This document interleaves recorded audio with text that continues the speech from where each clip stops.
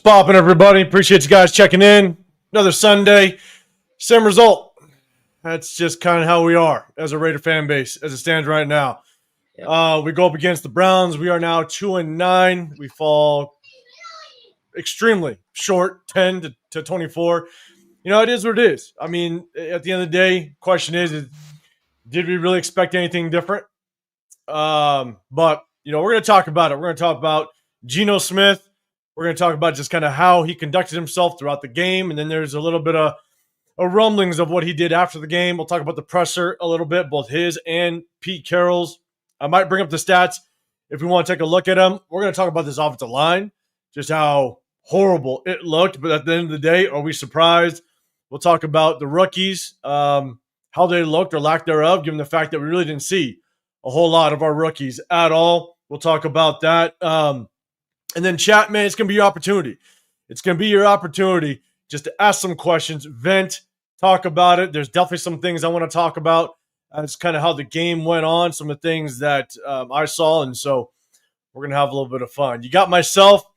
You got the Severe Raider. Chris got some family stuff he's doing. So, you know, shout out to him. Guys, make sure you guys go over to Protect the Show podcast after this. Go hit him with a like, a sub, all that stuff. You guys know we do a sub-only chat. Show our little appreciation to our subscribers, man. So we appreciate everybody rocking with us. But, man, got the Severe Raider with me tonight, man.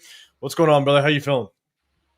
I'm feeling all right, man. You know, hey, my son's team, they won a playoff game this morning. They're going to the Super Bowl in 2 weeks. So I'm good. I'm feeling good on my end, man. You know, it's like, I guess they're going to the Super Bowl in 2 weeks? Yeah, they go to the Super Bowl in 2 weeks, yeah. They go to the Super Bowl in 2 weeks. Do they not have a game next week? No, they're off next week. So it's one bye. So they follow like the NFL structure where you get 1 week. Okay, damn. That sucks, though, because SoFi's next week.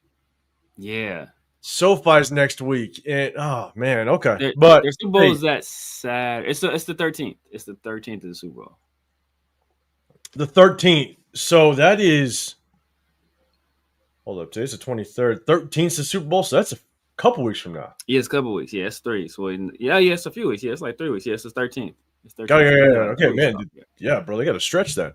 Well, shout out, man. That's awesome. Going to the Super Bowl. Gotta love that. That's good shit. Man, good luck to that young man. That's gonna be cool. But yeah, man. Anything else popping throughout the day outside of this goddamn Raider game? Nah, man. It's, you know, hey, I watched one of the worst performances I've ever seen out of an NFL team in history. I mean, like, this was just I've never seen. I know we'll probably get into it later. They were on our 29-yard line, and they punted the ball. So that's definitely – so I got a bunch of notes. And that's definitely a note that I put down. Fourth quarter, 59 seconds left in the game. And the way that I looked at it was you look at the Cowboys started taking a knee with 2 minutes and 49 seconds left. Yep. The Chiefs took a knee with 2 minutes and 30-something seconds left. Yeah. Now you got the Browns. Of all teams, the Browns basically punt the ball. It was basically a sympathy punt. That's basically what it was. Like any other team would just kick a field goal, you put some points on the board, what have you, right? They basically sympathy punted that football in the fourth quarter, 59 seconds left. Like 29-yard line. It wasn't like it was the 39, maybe 44. Where you're like, you know, maybe it's out of the range of the kicker a little bit. No. 29-yard line. Yeah, it was a mercy. It was a mercy punt. It was like, you know what? We don't want to put up any more points on them. Like, we don't need to embarrass them any further. We'll go ahead. Like, that's one of the worst teams in the NFL saying they feel sorry for us that they're beating us so bad. That's how bad we've become. That's how bad it was. That is like when I had to literally like they do a double take on the screen when they were lining up in the punt formation, and I had to. Yeah. I'm like, wait a second. They're on the 29-yard line. Yeah. And so again, like you basically said, and you brought up the point, man. It was a mercy punt. It was a sympathy punt, sympathy move, whatever it may be, because of maybe the coaches around the league just have a little bit more respect for Pete Carroll and whatever. Yeah. But you punted. which is wild, which is fucking wild. So there's definitely something I want to bring up, man, but you did it already, and so I'm glad we got to cover that. Again, we're probably going to bring up some of the stats, but man, let's shot the chat for just a second. Emily, first in the building, appreciate you. This is probably the worst team I've ever seen as a 15-plus year Raider fan.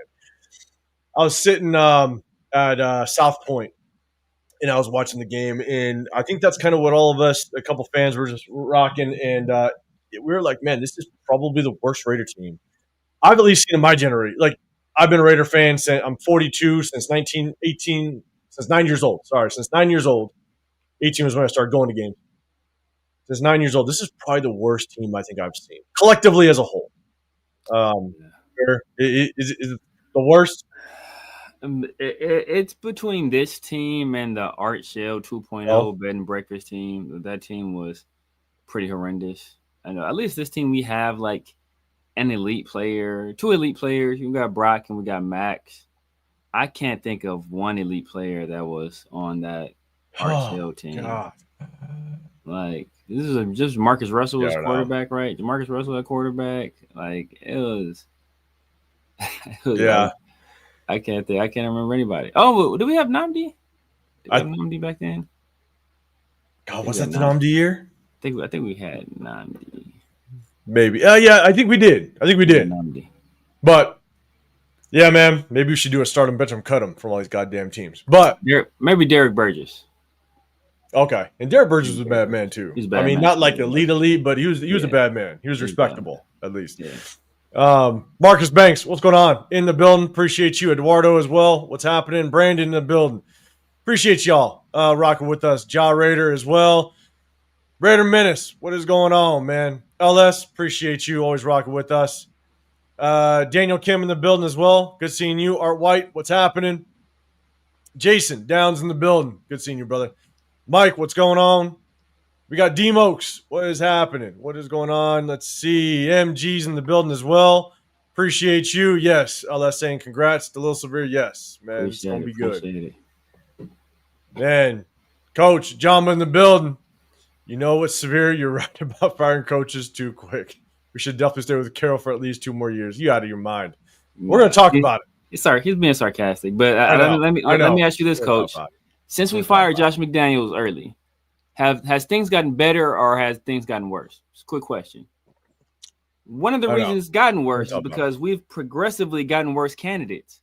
We've progressively gotten worse candidates because we continue to fire guys too early and nobody wants the job. At some point, you got to take your medicine and bite the bullet and say, you know what? We got to let this run its course. And then once people see, like, you know what?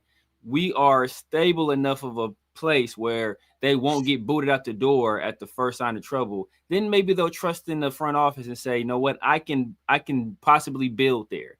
But if we keep giving guys 1 year to fix things and then kicking them out the door, nobody's going to want to take that leap of faith to come here and attempt to fix it because they know they won't be given the right amount of time or the right amount of leash to actually do the things that need to be done to fix the team. So we're going to talk about that. We're going to talk about that kind of towards the tail end. We're going to bring that topic back up. LS, you're saying I'm still waiting for Lucky Tassi to come out at center. Man, unfortunately, just with this coaching staff, looks like it might be taking a while.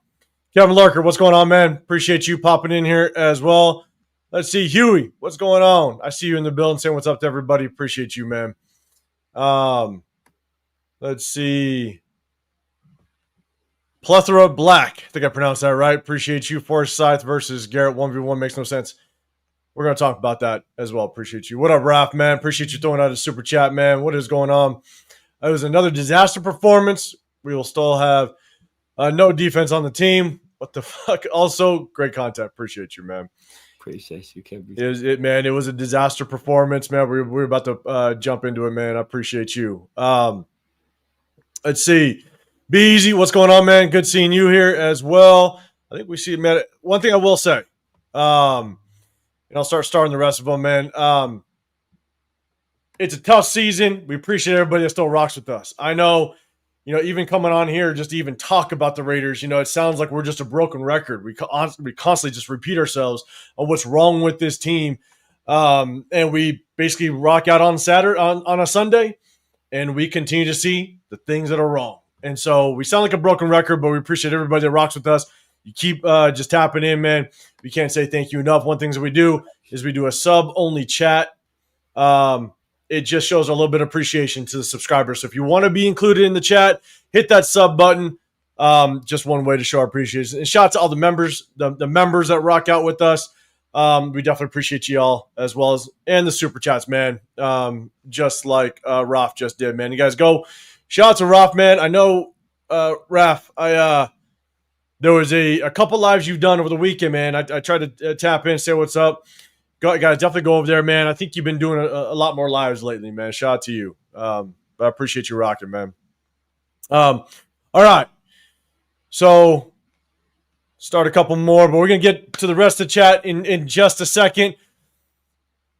Let's start out with the first one. All right. I know there's so many different things we could talk about, right? We got quarterback, offensive line, all this stuff before we really dive into the weeds of it. The flow of offense. One of the things that I noticed is we tried to get the running game going a little bit, but the thing is that Geno Smith, in a close game, back in the past, when the game starts getting out of hand, and now we're down by 3 scores, we're down by 4 scores, you know, we got to air this thing out. You now got to protect the play clock, the game clock, and so you have a little bit of an excuse as to why Geno Smith throws the ball 50 times a game. Yeah. This was a close game from start to finish. And Geno Smith ended up throwing the ball 44 times. He was 285 yards. A lot of that was kind of, I want to say at least 80 yards of that was in the garbage time. Yeah. 1 touchdown. He didn't throw a pick, which was shocking. But, you know, Severe, man, in chat, let me know. What's your thoughts? Geno Smith throwing the ball 44 times, man. What do you think that means just with Chip Kelly and his mindset with this offense and really just not being able to kind of get Genty the ball on the ground a little bit in a close game? In a close game, mind you. So I'll say this, because we did get down 2 touchdowns fairly early. They kind of coasted from there on. So they didn't do once they got up 2 scores, they're like, we don't got to do too much after this. Like they kept coming out in a wildcat and doing stuff like this. Like they were just doing stuff like, you know what? We're just not going to turn over the ball. Not going to give them like some easy score, but we know obviously on offense that they can't touch us. I think part of it is that, first of all, we weren't really getting any traction on the ground, and I pulled the stat. I don't know the stats. So when I checked it, I think like before the end of the game, it was averaging like 2.9 yards per carry, right? Something like that. And so we weren't having much success there. We weren't having much success through the air either, but there were opportunities for success through the air. Geno missed a few. I think there was there's 2 where I think Trey Tucker could have made an adjustment on the ball, and if he's a better player, he would have adjusted his route. You got to track the ball better. I don't think he tracks the ball very well at all. So I think there was one that was on him, one deep one that was on him. There were 2 deep ones that were on Geno. There was just bad throws, and there was another one and to the end zone that was a Trey Tucker. I think if he would have adjusted his route, he would have caught that as well. And obviously there was a Trey Tucker drop. So it's not like we couldn't have had success through the air.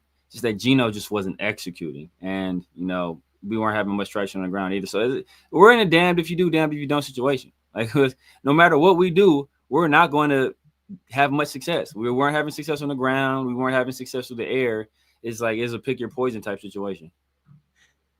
And here's the thing: is obviously Geno sacked 10 times, which is wild. I kind of had an over/under pick at 9, and I picked the over at 10, and it was just expected that Geno Smith, there was going to be pressure on Geno Smith. They had the over/under. Vegas had the over/under at 9. At 9. Oh my God! Yeah, Las Vegas had the over/under at. I've never seen it that high before. It was wild. That is ridiculous, and the fact that it was the over won out. The over one. Like you said, the over at 9. Getting sacked 9 times in a game is unconscionable. It's wild. And we actually exceeded that. For Vegas to put it at 9, that means they you know what? That's like the sweet spot. Like it could be under. Like they predicted to be around that number. And the crazy part is Vegas is so good. Is that like it's just wild to your point? Like that 9 was the number. You knew it was going to be close to that because like Vegas is just good. They just fucking know. It's crazy. But here's my thing with Gino is what was tough was that the game plan. I knew the game plan was going to be you're going to hit a lot of screens. You're going to hit a lot of short passes because you're going to expect pressure. Gino's not going to have 4+ seconds to sit back there. And so I expected some screens. I expected some draws. I expected some short routes and stuff. But they attempted to throw the ball deep. And the thing is that Gino was actually very inaccurate. And there was that one play. There was the play where he tried to hit Trey Tucker in the corner of the right end zone, down the right pylon. And all of a sudden, the camera goes to Gino, and he's coming off the field pissed. Now, I don't know what he was pissed about. Yeah. Sometimes receivers run the wrong route. Maybe Trey Tucker ran the wrong route, and he was pissed at that. That forces a quarterback to be inaccurate because you just don't get your body in position to make the throw. But if everything was right and it was just a bad throw by Gino, I don't know what Gino's getting pissed about. He goes to the sideline. He's throwing his helmet. Is he pissed at Trey Tucker for some reason? Because that was just a bad throw. Yeah. And Gino just looked like he was pissed off at the world all game long. Like he was completely emotionally in a state that he wasn't going to be able to bring us out of that game. I mean, that's one thing that I noticed is that, and look, you're basically a tackling dummy in that backfield. So I understand, you know what I'm saying? Like Myles Garrett is not a small human being. You're getting your ass handed to you. But Gino, there were times where he was clean and it was just a bad throw. And this is where enough bad throws, you're getting your ass handed to you. You might need somebody a little bit mobile. At what point do you at least try to get somebody in there? And I'm not saying Kenny Pickett's the answer, but get somebody in there that's just a little bit more mobile. And then it goes to my next point is why the hell weren't we trying to roll Gino out more? Why weren't we trying to move the pocket more? You can quarter roll Gino just to kind of get him away from Myles Garrett. The amount of just drop back passes that we ran where you're basically allowing the defensive ends, the interior defensive linemen, they're pinning their ears back. They know exactly where Gino is going to be every single snap. We ran some play action and moved it a little bit, but for the love of God, roll Gino out. Get him out the pocket. Get him away from Myles Garrett. And we just didn't do that, to be honest with you. I blame that a lot on Chip Kelly. A lot of the play call just didn't make much sense to me at all. Severe, any thoughts on that?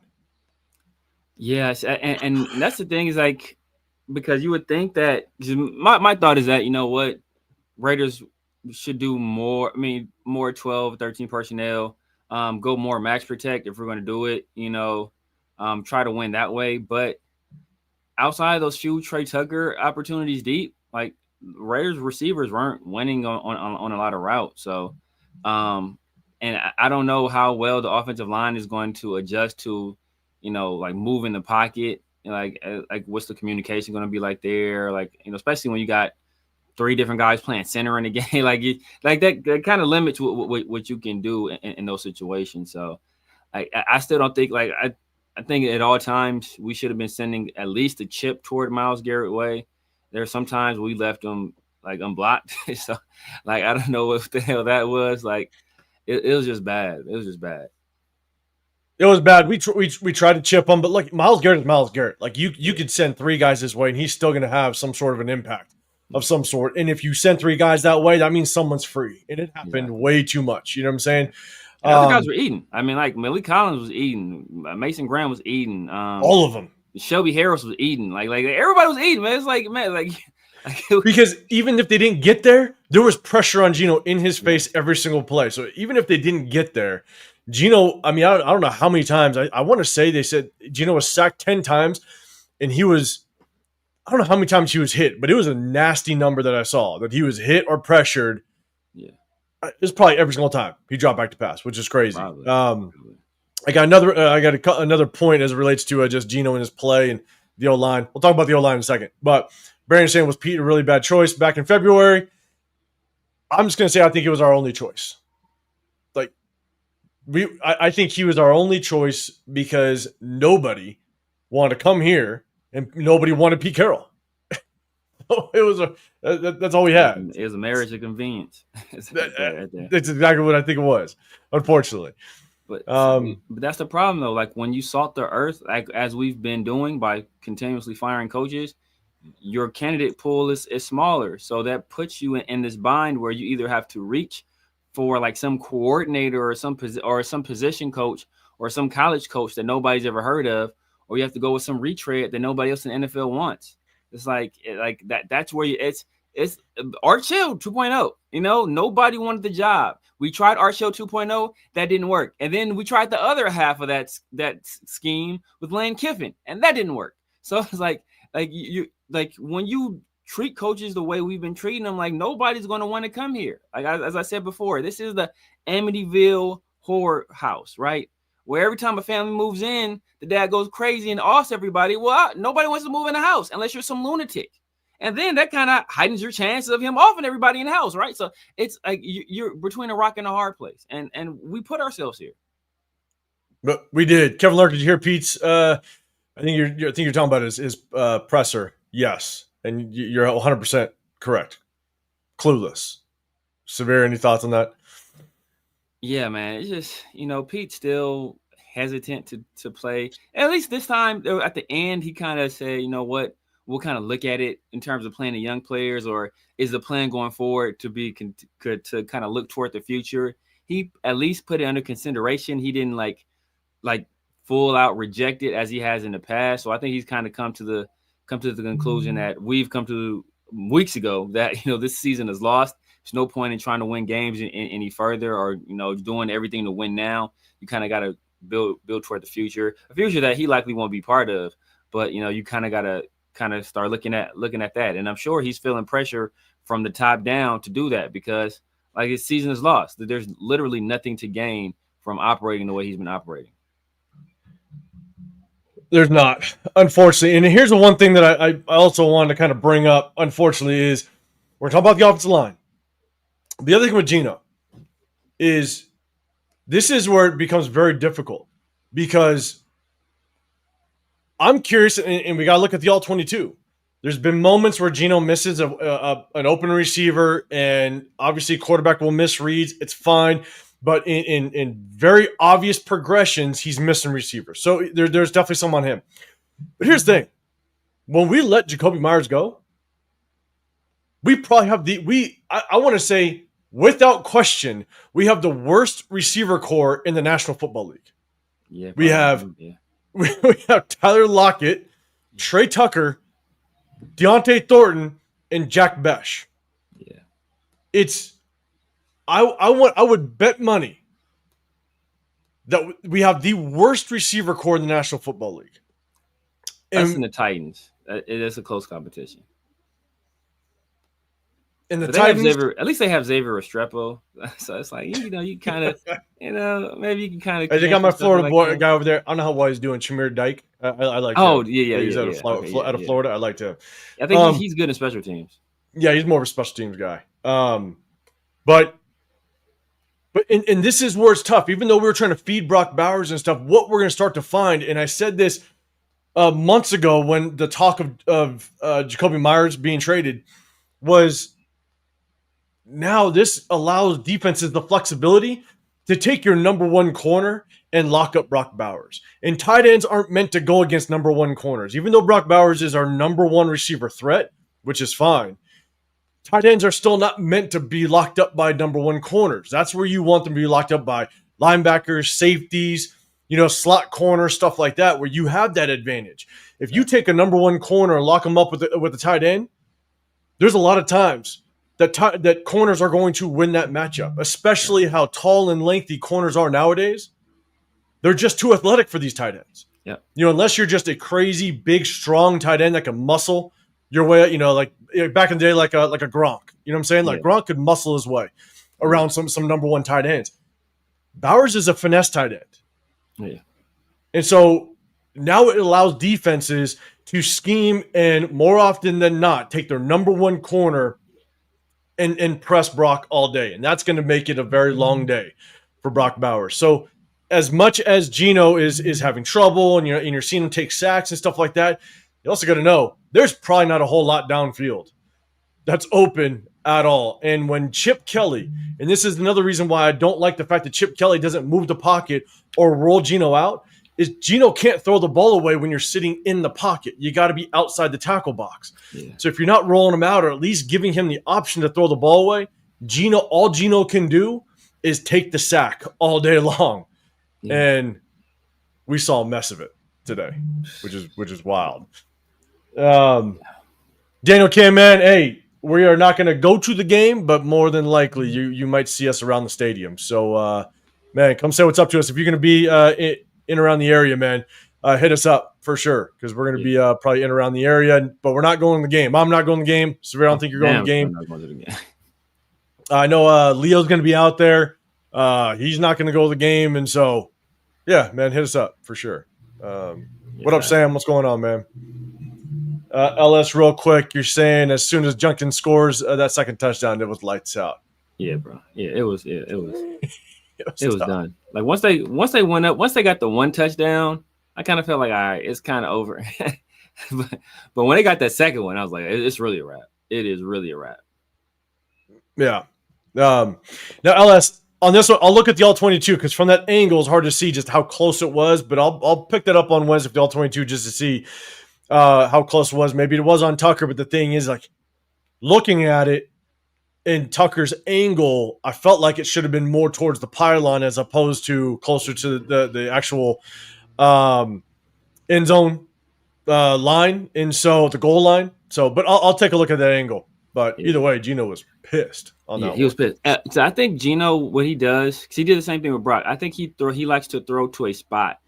And, he tries to kind of lead the receivers away from defenders or away from danger. And I think he's really kind of part of that is because he's been in close quarters. He's been throwing so many interceptions that he goes with the safest possible spot for these passes. But as a receiver, like I said, Trey Tucker had plenty enough time to adjust to that pass, in my opinion. Like as a guy that played the position, he's not good at tracking the ball. He is not good at tracking the ball. And, it's something that's shown up a few times where he's just not good at it. It's not a skill that it's something for me that came natural, but there are people that struggle with it. And I don't understand how. Like you see the ball, you can see the trajectory, you kind of know where it's going to be. Just get yourself there, and he's not good at getting himself there. Yeah. So then. Raider 209, even the announcer said Pete didn't want to work with the rookie O-lineman. The announcers at the end of the game started saying it. So, man, where is Caleb Rogers? And we're going to kind of get into that right now. We're going to get in the offensive line.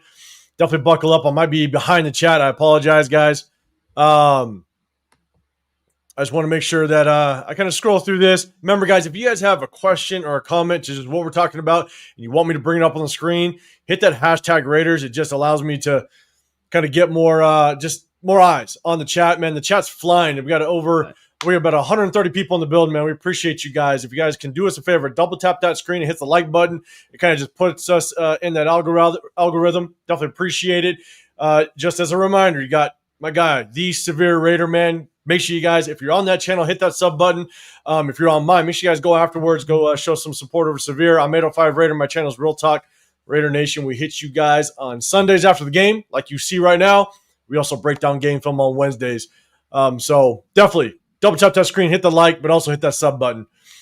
We definitely appreciate it. And also, if you guys are new, hit that hashtag new one so we do know you're new and we'll say what's up. Definitely appreciate everybody rocking with us.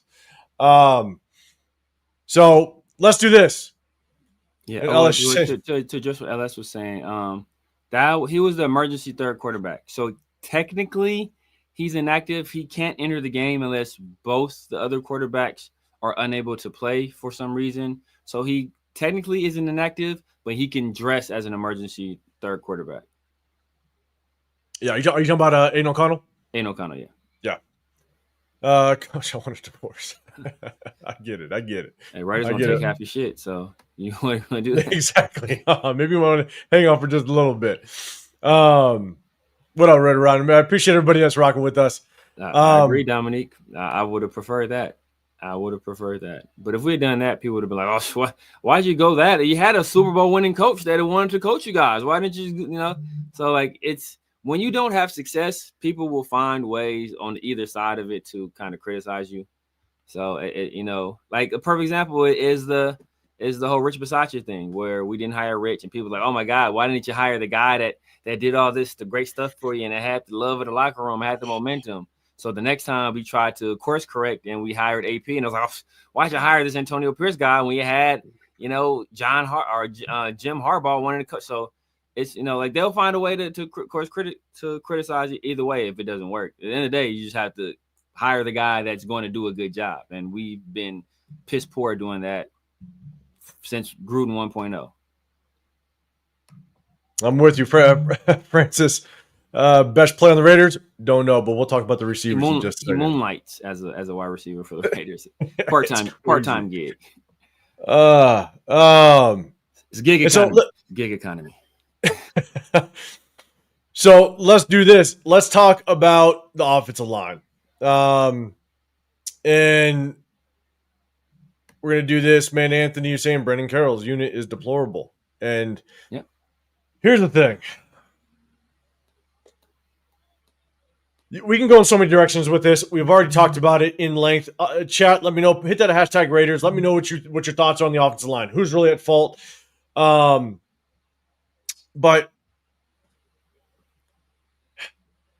Will Putnam got the start again.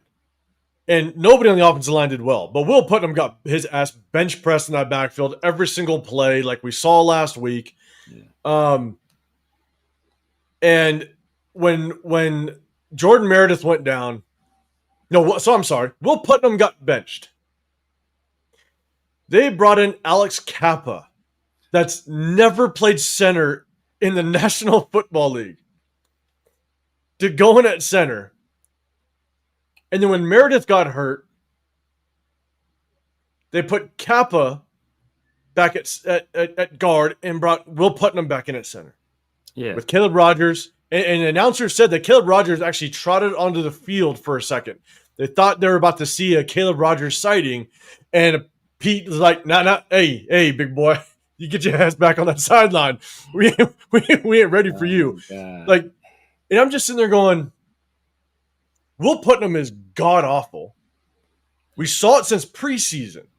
Yes. And again, for all y'all that are new, for all that you have rocked with us for a while, you guys know our opinion on Will Putnam. But we saw in the preseason, he is god-awful. Shocked that he made the 53-man roster. Yeah. Why not Carlos Rogers? Yeah. Caleb.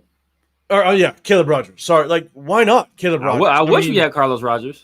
Get Kyle Blue Kelly off the field. You know what I'm saying? What is it going to hurt this point? I mean, I understand if he's not fully ready, then this lies on Spytek, and this lies on Brendan Carroll as a coach, given the fact that you picked him in the 3rd round. This isn't a 6th or 7th round pick. This isn't a late round pick. Yeah. So this is a 3rd round that at some point in the season you want to see them contribute. This was a game to do it. And we didn't do it, man. Severe, your thoughts? I know I kind of rambled about just kind of what happened in the game, but, man, just what's your overall thoughts on just how the offensive line was handled today and really us not seeing Caleb Rogers at all? Yeah, man. When I saw that we were putting Alex Kappa at center, I bust out in uncontrollable hysterical laughter. I'm sure to the people around me, they probably thought I was some kind of crazy person. They probably thought I was insane because I was just laughing my ass off. I was like, man, how are you going to put this guy in at center that's never played center in the NFL? And then I was like, well, that's exactly what we did week 1. That's exactly what we did week 1. Except that week we did it when we had a host of guys who had played center before in the NFL. So this wasn't like a desperation situation when we did a week 1 with Jordan Meredith. We removed him from a position where he was comfortable at and productive at.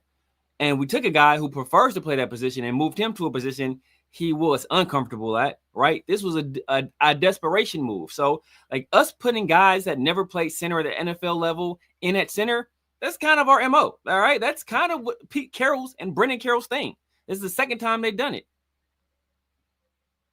It is. I got 2 things I'm going to pull up real quick, and we'll keep talking about the O-line for just a second. But QT, you're saying Gino made a few beautiful throws early in the game. There were some good throws. All the time I like it. yeah. All the time I like it. I mean, I will say that one on the right sideline, that was beautiful. Over the defender, it was a beautiful throw. So he did make some. Unfortunately, yeah, one over the middle too. That was a dime as well. Yeah. And shots are got my 2 cents. But like, he made some good throws. Unfortunately, there was a lot of bad throws, but I'm not going to take away the fact that, I mean, he was literally a ragdoll tackling dummy in that backfield, which I don't care who you are. No quarterback can really handle all that. That's why we're going to talk about the O-line. But you're right. Definitely made a couple good throws early. I won't take that away from him. And Raiders, we'll talk about that in just a second. We haven't fully talked about it, but we'll talk about it in just a second.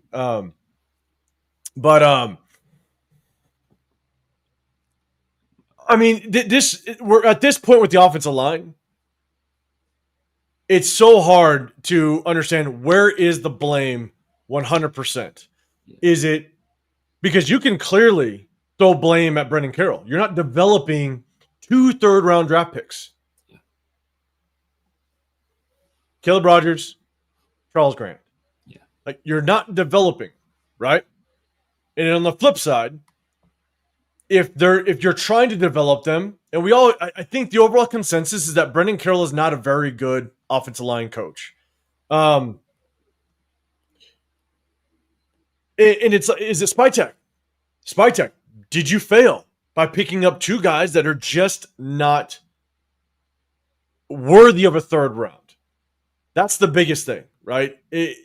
Maybe next year, another off season, and maybe let's say, Caleb Rogers does well next year.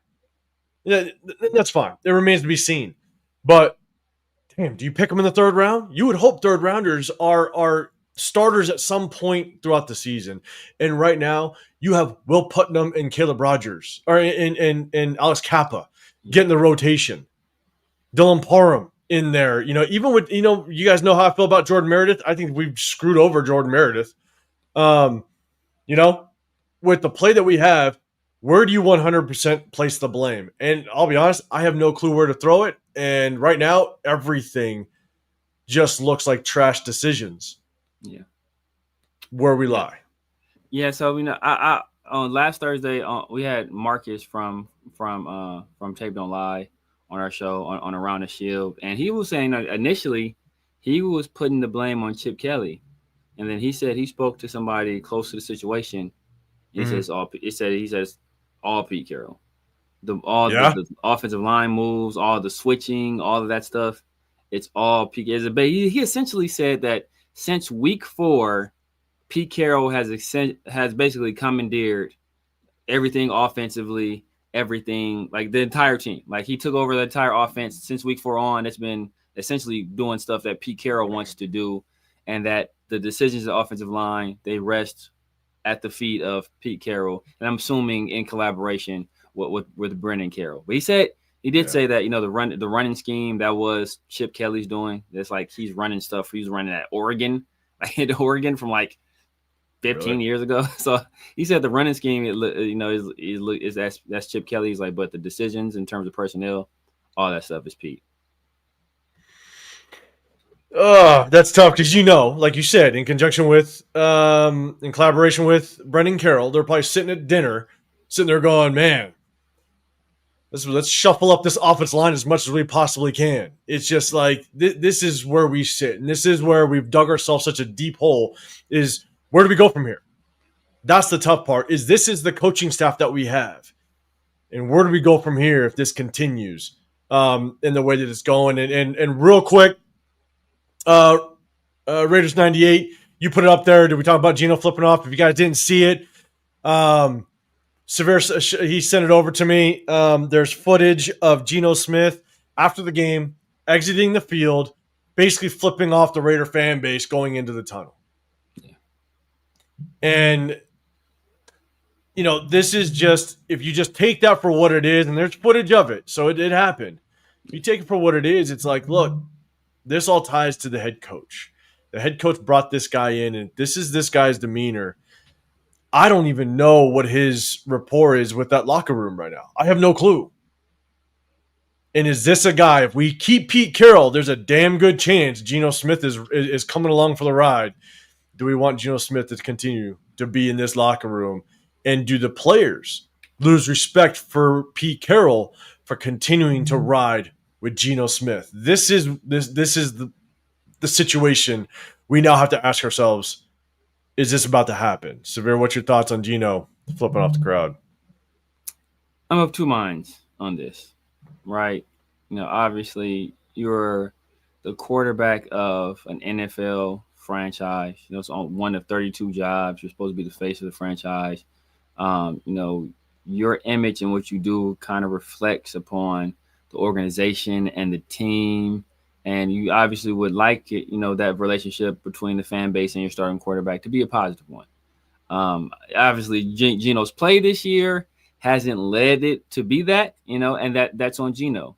But on the other side, I don't care how bad I'm playing. If somebody crosses the line from calling out my play to talking about me personally, then it's F you too. As I am. Hey, if you're hey, Severe, you suck, and you're the worst podcast ever. Cool. Ever Severe, F you, and you're a piece. Okay, now it's F you back. Now you take it to another level. Now we're going to engage on that other level, and I'm gonna. I'm not one of those people. I'm not one of those like I know like Michelle Obama had those ones you know, like when they go low, we go high. Nah, bro, you go low, I'm dragging you to hell. Hey, we get you go to the mud, bro. We some goddamn pigs. We wrestling in the mud. That's just how it is. That's how I am. So like, if you take it there, I'm gonna take it there with you. And like, I'm not going. I don't expect people to like be above board and he can't do it. Like, nah, bro. I'm at the end of the day, these people forget that these aren't athletes. This isn't Madden. This is like NCAA. This is like some people you can move. These are human beings, and they're gonna react in a human way. And if you disrespect somebody, they're gonna go back at you, and that's just how. And you have to understand that. So if you don't want to be disrespected, then don't cross that line. You want to say he's trash and he sucks and get him off the field. All that's well and good, but once you cross the line to some of this other stuff, then expect it back. And if you can't take it, then don't dish it out. Severe, you actually make a good point, because here's the thing, and I always kind of relate it to basketball. NBA made a huge mistake putting fans that close right behind the players, right? And when you have fans talking the way they do, if you want to take it to a certain level with a grown ass man, to your point, we're all just people, and just because they're athletes doesn't mean they're willing to turn around and take action if they really feel like it. And to your point, I'm actually with you. You know, that's the one thing that I've always kind of said is, man, like those people are sitting behind the bench of those NBA players. If you want to step up and say something, don't be surprised if these NBA players decided to do something about it. You know what I'm saying? And so, I mean, I'm with you. I think at the same time, because obviously there's fans that just try to do it to get a reaction. Yeah, oh yeah. And that's the thing that sucks. And I can't stand the fans that just do it to get a reaction, that you're just trying to get a rise out of somebody. Because if you're a one-on-one face-to-face, you wouldn't say that shit at all. At all. You know what I'm saying? And so that's what I hate is and when fans do that just to try to get a rise out of somebody, especially when they take it to that level. But at the same time though, here's the thing is like I'm very curious as to what the feeling is like in that locker room. How much does Geno have the respect of the locker room, just as a whole? Yeah. And again, that remains to be seen. But I think after the Cowboys game, I basically said, like, throw in the towel. The season's done after that Cowboys game. I mean, now you're done. Now 10-24 against the goddamn Browns. Jesus Christ. I don't know if you saw it. There's a bad. clip. There's a clip where some of the defensive guys are. It looks like they're arguing on the sideline, but they're like right after the game. And I might have saw wrong. If you chat, let me know.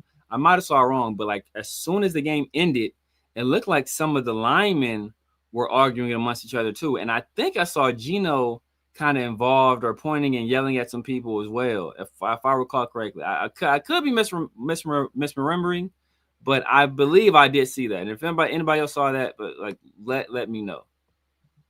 Oh yeah, I didn't see that. Yeah, chat, let us know. LS man, throwing a super chat out there. Appreciate you.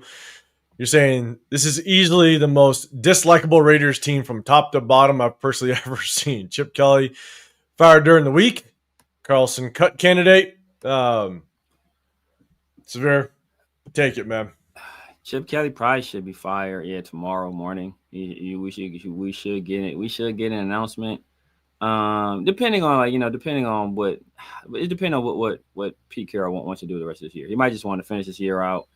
He kind of knows where we're at. At this point, there's no sense in trying to salvage it. We're going to be paying Chip Kelly regardless. So, it's no point in firing him and elevating somebody else because it almost does nothing for you. And if we fire Chip Kelly, Chip Kelly right now is a foil, right? That's what they call it in the movie. He's a foil because what Chip Kelly does is he's already dislikable, right? He's already like a lightning rod among the fan base. People just came in not liking him for the most part because of what he did, because of how he handled things in Philadelphia. What Pete Carroll is acting as for a lot of the fan base is a distraction from Brennan Carroll. Now, once Chip Kelly is removed, then that foil is gone.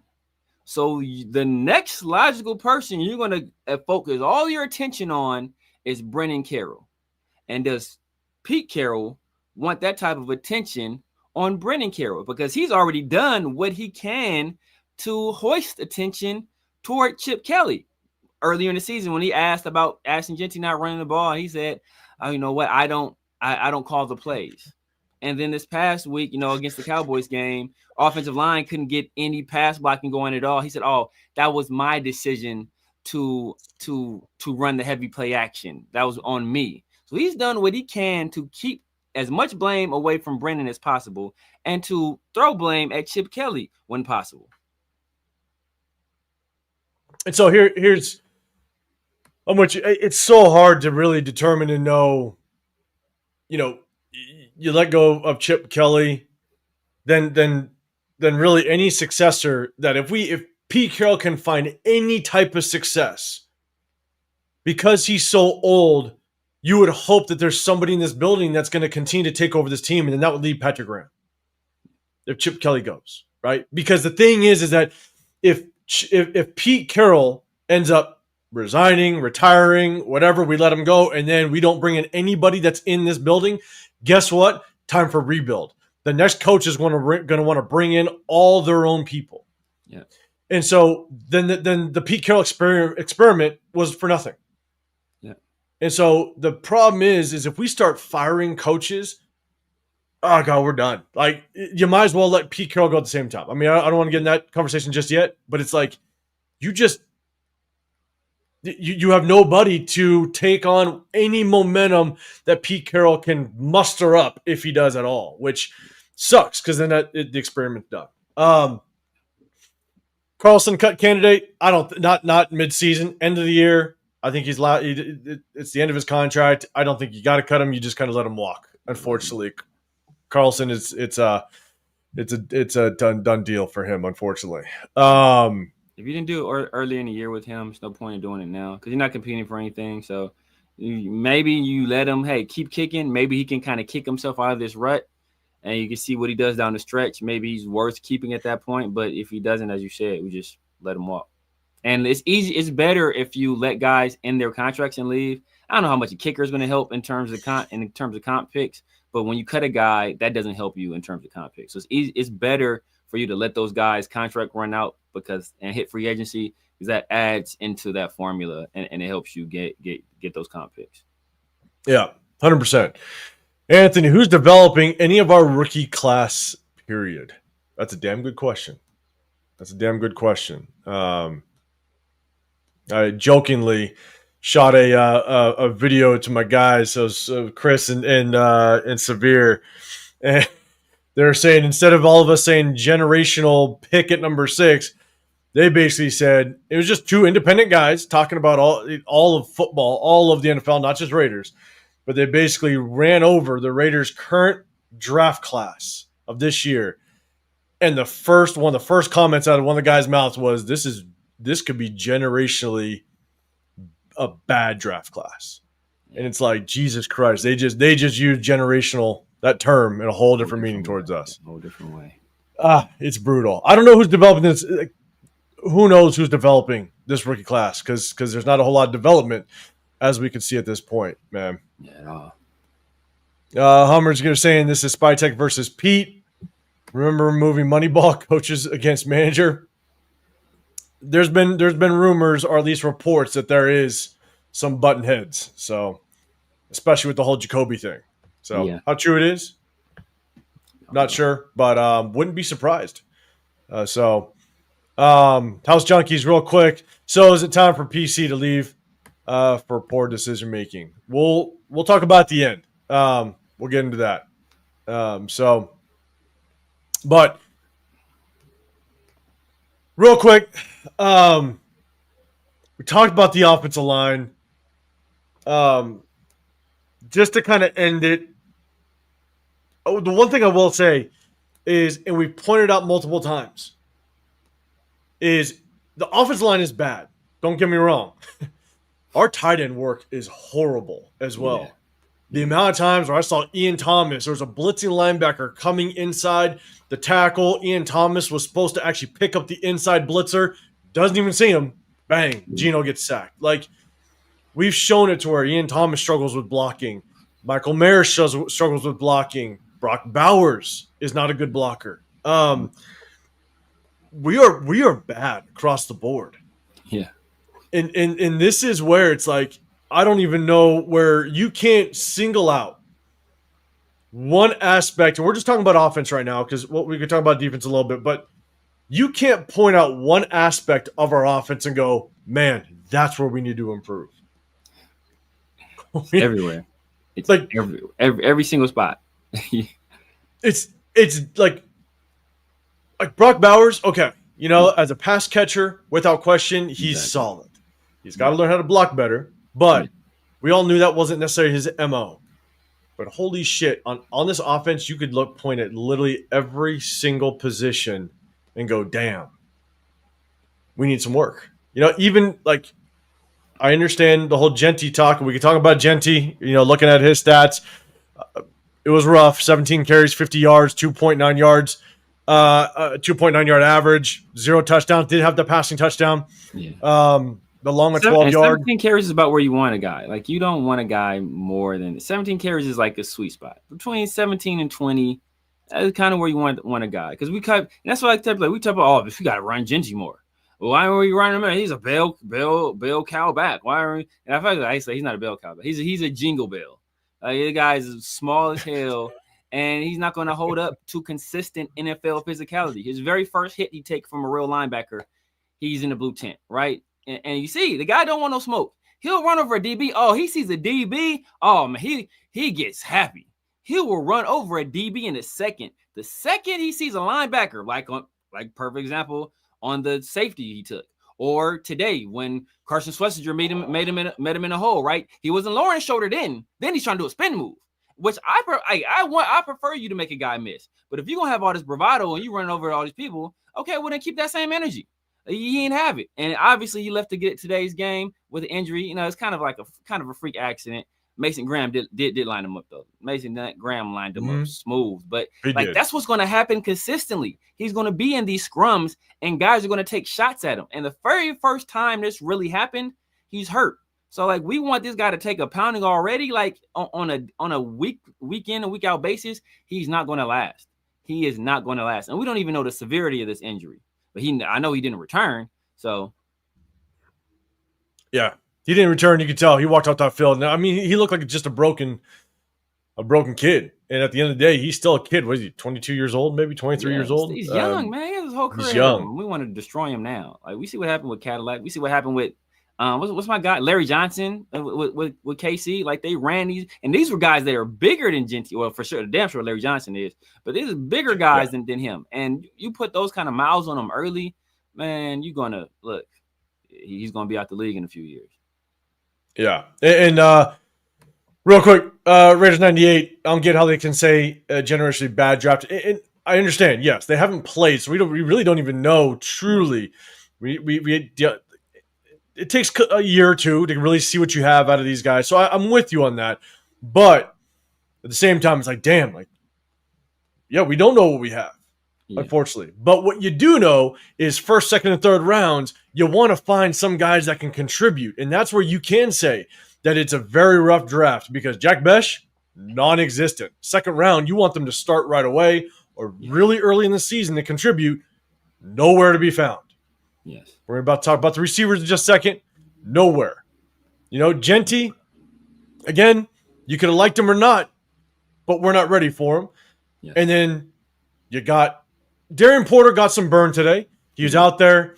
You know what I'm saying? Like, you definitely see maybe a little bit of an upside as long as you kind of grow him, continue to kind of tailor him to the NFL, and give him an off season. We might see a little bit of spark out of that kid, but then we got our offensive lineman. So that's why it's very suspect as to kind of where this draft is going to go. So it's tough. Yeah, Jingle Bells was a good one. And I think when they say that, they're saying it because they see what's on the actual field itself, right? And they're like, I see what's on the field, and it's horrible, horrendous. And if those guys are above the young guys, then the young guys must be even worse. They're not, so they're like, it's kind of intuitive. They're just saying, like, if what's on the field is this bad and they won't play the young guys, then the young guys must be worse than the guys that's out there. And that's not necessarily the case because, it could just be all Pete Carroll just refusing to play these guys at all. All right. Is that true? ESPN is reporting that Kelly is out as OC with the Raiders. I haven't gotten an alert. Jesus possibly. Christ. I mean, it would not surprise me. All right, I'm just looking. I'm just scrolling real quick. Sources. Per Adam Schefter, sources, Chip Kelly is out as Raiders offensive coordinator. We're a mess. Oh, man, it's about to.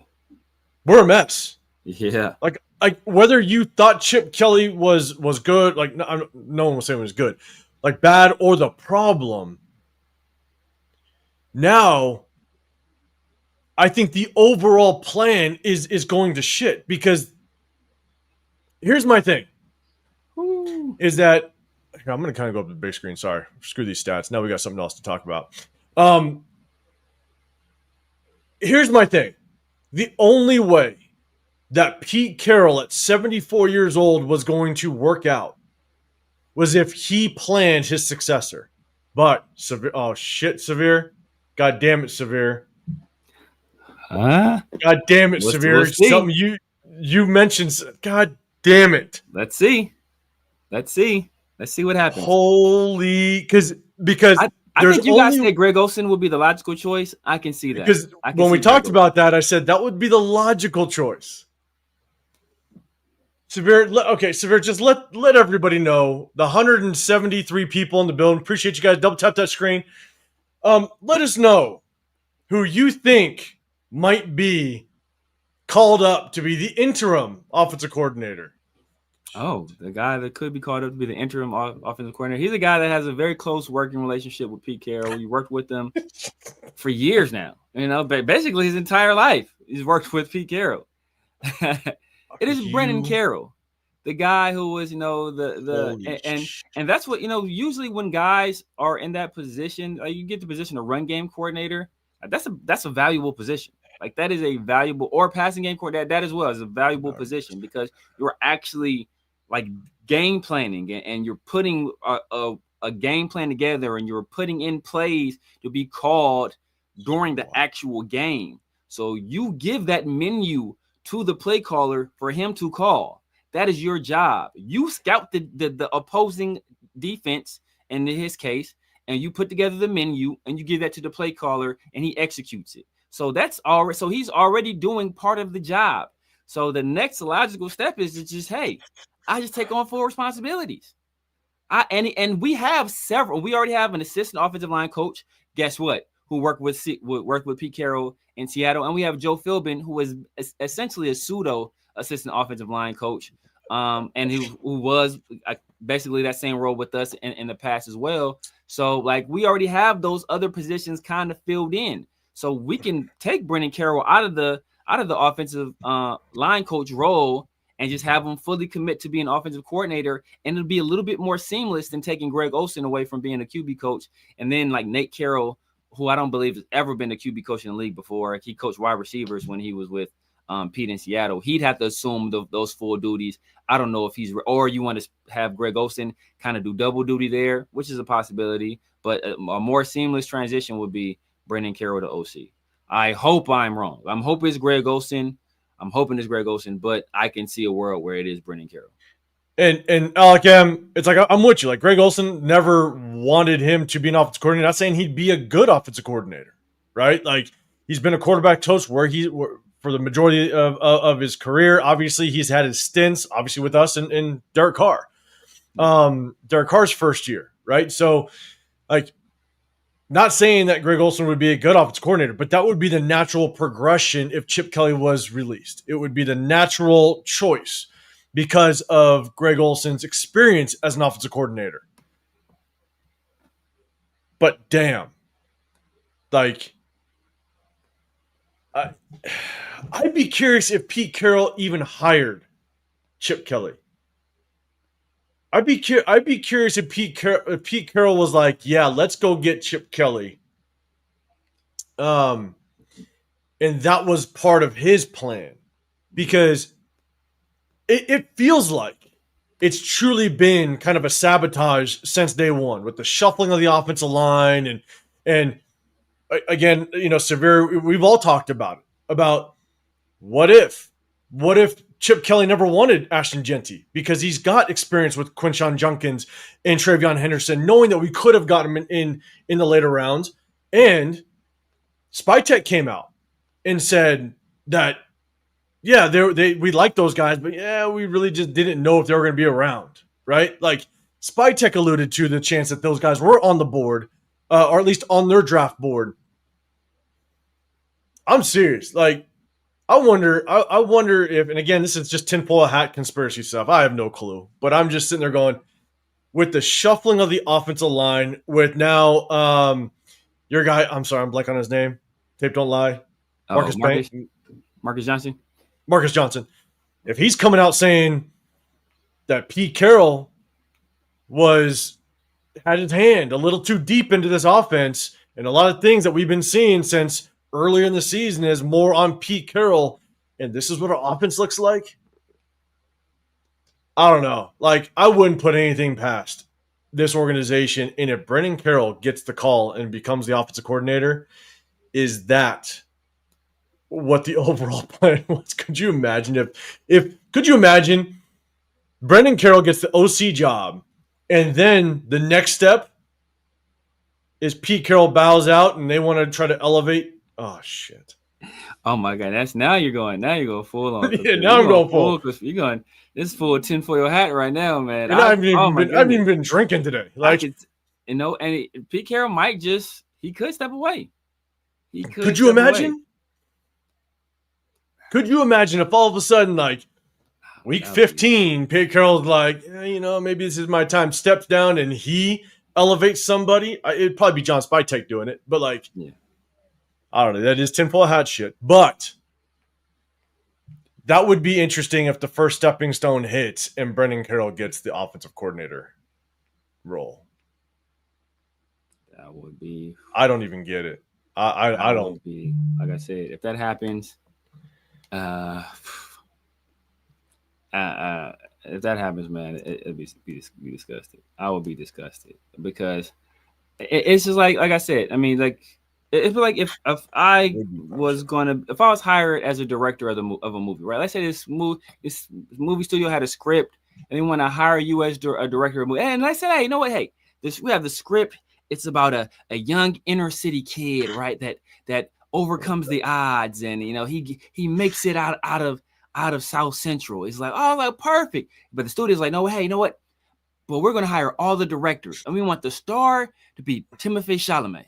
Like, what? You know, the movie about this inner city kid to be Timothée Chalamet. Like, what? Or Robert Pattinson. Like, what? Like, no. Like, I can still be a bad director. I can still say, oh, your direction sucks. All this. I don't like any of your direction on this movie. But yet and still, the cast you gave me is terrible. So I was doomed from the start. Yeah, Jeff, man, what up, man? You're saying Philbin as the OC.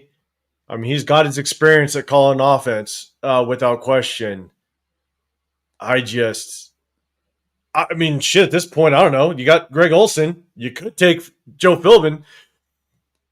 Brandon Carroll does not have any.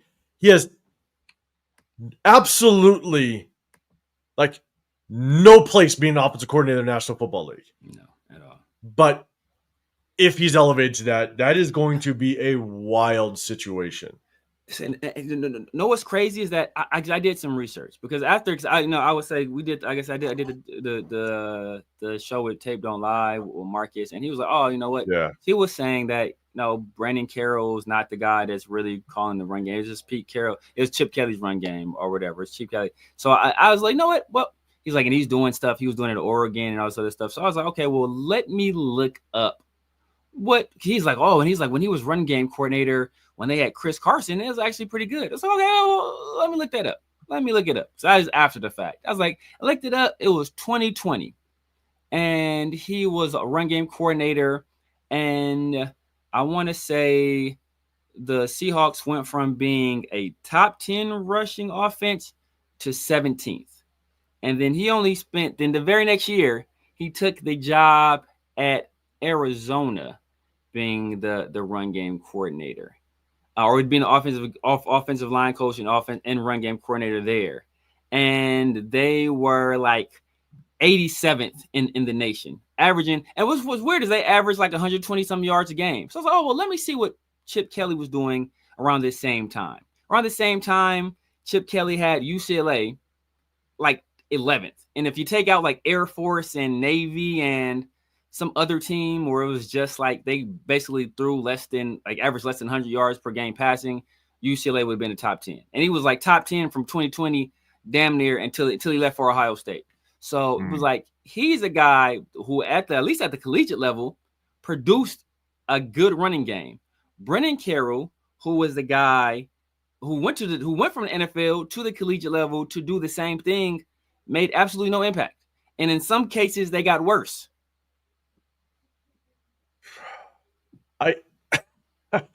We're gonna see. We're gonna see just moves that we hear tomorrow morning because they gotta elevate somebody. We'll probably hear first thing tomorrow morning. Who they elevate, but D-Mokes, you're saying Aiden O'Connell. Here's the thing, and there's a couple comments I'm starring them, and I'm gonna get to them because they're talking about Tom Brady. Look, there's not gonna be anybody that's gonna be able to work behind this offensive line. This offensive line is so bad. No quarterback. Unless here's my thing. There's probably one quarterback that could work behind this offensive line. That's Michael Vick. Just because he could run for his goddamn life. That's it. Like old school Randall Cunningham. Randall Cunningham. You know what I'm saying? Like those are probably the only two quarterbacks that could probably do something behind this offensive line because they would just could run for their life.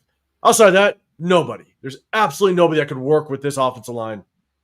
And this is why it's wild. And I feel bad for Aiden O'Connell because if we throw Aiden O'Connell in, it'll be another situation, just shit situation for a young quarterback. I could care less if we think he's good or not, but we all can agree on he's been thrown into shit situations since the moment he came to the Raiders. Yeah. And this is what Raiders do to like look at Genty. You could have been a fan of Genty or not. We just threw Genty into a shit situation. Yeah. Yeah. You know what I'm saying? Like, And then you're throwing a Aiden O'Connell who's not even as nimble or quick-footed as Geno, and who struggled with holding the ball too long as well during the entire offseason and in the preseason as well, leading to multiple interceptions during the pre. You're throwing that guy behind this line. It's like and we're about to play the Chargers with Jesse Minter. Then we got the Eagles coming up, and we got the Giants with Abdul Carter and Thibodeau and Brian Burns and Dexter. You're throwing Aiden O'Connell into that inferno. That's you're asking for trouble. You're asking for trouble. And John, if this is correct, news is Brady removed Chip and Pete didn't want to. If that's correct, that means we are a massive mess as an organization. Point blank period. Because this offense is an absolute mess as it relates to personnel, right? This offensive line is atrocious. A bunch of injuries. You can't really work with it. Spytek wanted to trade Jacoby, which they did. Pete Carroll didn't want to. And now, if the news is correct, if you're correct, John Raider, Tom Brady wanted Chip out. Pete didn't. We're a mess. Severe, any thoughts on that? If that's true, if it's true. It is a mess. Like I said, if they did that, Mark Davis probably had to. I'm sure Mark Davis had to sign off on it at some point. He is a guy that writes the checks, even though Tom Brady is part owner. And if that is the case, it could be signs that the Raiders are already transitioning away from Pete Carroll, and that the sword of Damocles is just hanging over Pete Carroll's head, and it's only a matter of time before that thing falls. So we'll see. Yeah. I don't know if your comment was deleted or, you're laughing at the end, so I don't know if that's true, but I don't think anybody's deleting your comments. I hope not. If you had to, would you go ahead and type it back in? Sometimes if it has cuss or profanity, sometimes YouTube will just auto do it. So, or they'll withhold it for review, and somebody will have to actually approve it for it to show up. So if you did it, just blur out the cuss words and try typing it again. Yeah. What up, Omicron in the building? What's going on, man?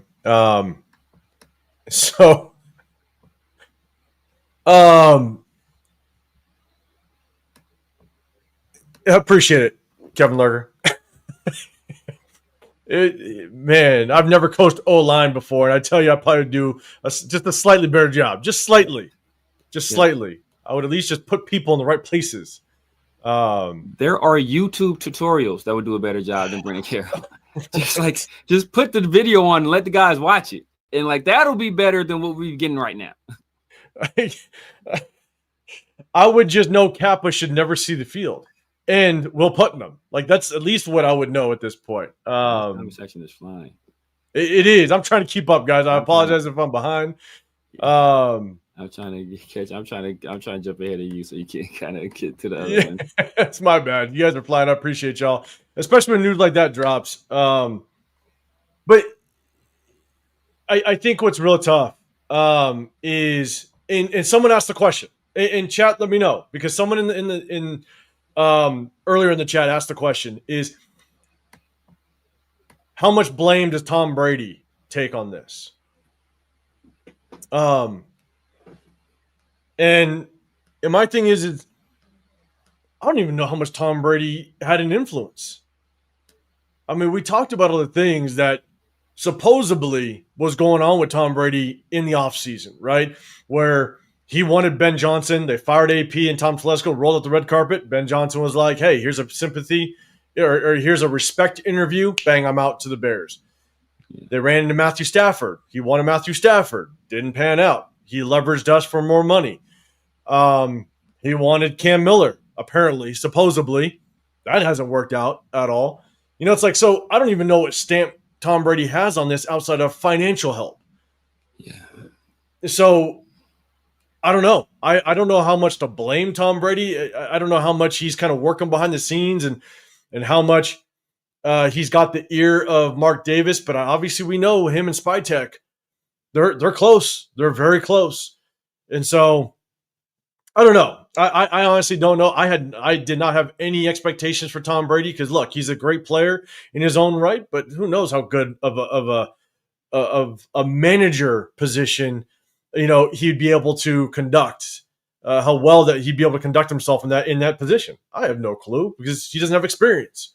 So I had no expectations, or did I think he'd do a good job? I don't know. But Severe, man, do you think Tom Brady plays a role in this at all? Just of how much of a mess this is. Oh, Severe, I think you're muted. All the cussing you're doing behind the scenes. I think Brady definitely plays a role, and why I think he plays a role is two things. I think, and it kind of happened back to back where, after the season there was some indecisiveness or some slowness to we slowly made decisions, right? Obviously, talk about the AP thing that lingered out there for a little while. Then AP, he does the press conference, and then shortly thereafter he's fired, right? I was like, well, if Mark that was crazy. To fire him, he would have just fired him, right? Like, what is he waiting for? What is he waiting for to fire this guy? And then we heard the reports that, hey, even though AP got fired, Tom Telesco is safe. I'm assuming those reports were coming from people who were already embedded in the Raider organization, who probably had close connections or had conversations and were privy to the thinking of Markdavis. Shortly thereafter, Tom Telesco was fired as well. Why did these other reports come out? Who was saying that he would be kept? Now, possibly could be Tom Telesco's people putting that out there, and they just weren't in the know. But but usually when people go through with this stuff, like it's sourced multiple times. So it's not just coming from one person. It would have to come from multiple people. So that leads me to believe that there were people that were already in the building that were familiar with the thinking of Markdavis that were saying Tom Telesco is going to be here. All of a sudden that changed. And why would that change? I would think it would be the involvement of one. What does Skip Bayless say? Thomas Edward Patrick Brady, whatever his name is. Right? Yeah. I would think it would be him. He's Jack Nicholson. He ordered the code red, right? He's standing on that wall, right? He's telling us we can't handle the truth. So I think it's him. I think it's him, and I think I think it's been him for a while. And Markdavis has said it on multiple occasions. Like, you know what? I'm leaning on Brady to do this. I'm kind of leaning on him to make these decisions, yada yada. So I think a lot of this is Tom Brady. Tom Brady has done a masterful job. He's put on a master class of kind of like evading accountability and making it seem like he's not the person doing anything. He's Lord Voldemort in Harry Potter, right? Like he's in like thou who should not be spoken or whatever, right? You don't ever see him. He's not, but his influence is everywhere. And I think he has influence over all of these moves. So, and it's going to come at a time when he's going to have to answer for what he's done. And, I think that time is going to come a lot sooner than later, because there are reporters who are going to start digging into all of this, and they're going to know the truth. It's going to come out at some point. I'm with you, man. Unfazed, next head coaching candidates, man. I got one guy I'm keeping an eye on. We'll say it in just a second. Anybody that can't get the senior discount, like that's anybody who you don't qualify for the what's the Denny's, like the Sunrise special, whatever. Like you don't qualify for the you don't qualify for the Sunrise special at Denny's. Like anybody that's under that age, like. Raider Mets were the worst team in the past 2 decades. We talked about it just a little bit ago, and it's very questionable. Severe picked up the Art Shell days, and it's like, man, it's close. We might do a start and bench and cut him on the worst Raiders teams. But we'll do a head coaching candidate real quick. I'll let you know mine. But Papa Sosa, what's going on, man? Kelly got fired. We're talking about it, bro. It's wild.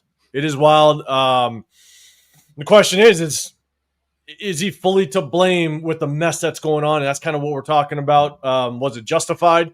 Chat, let us know. Hit that hashtag Raiders. Let us know if the Pete Carroll firing is justified. Special teams coach just got fired a couple weeks ago. Now it's Chip Kelly. If we continue to lose, is Patrick Graham next? Are they just going to continue to just haul off the coaching staff? And and just gut this thing, let me know. Hit that hashtag Raiders. Let me know if it was justified. It'll definitely catch my eye. But appreciate you throwing a super chat out there, man. And again, reminder, guys, double tap that screen. You got the Severe Raider. I'm 805 Raider. My channel's Real Talk Raider Nation, man. We appreciate you guys. We hit you guys after every game, especially on Sundays, and we break down game film on Wednesdays. We'll do that on Wednesday.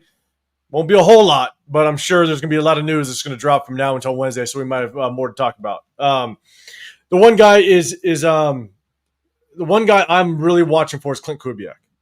That's the guy I got my eye on right now. I love his experience. He's young. He's obviously doing well with Sam Darnold over there. He's doing a good job of just continuing his success.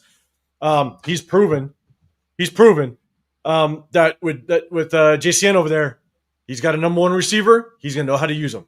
You know what I'm saying? And so, he's got consistent. Yeah, he's got consistent NFL experience since like 2012.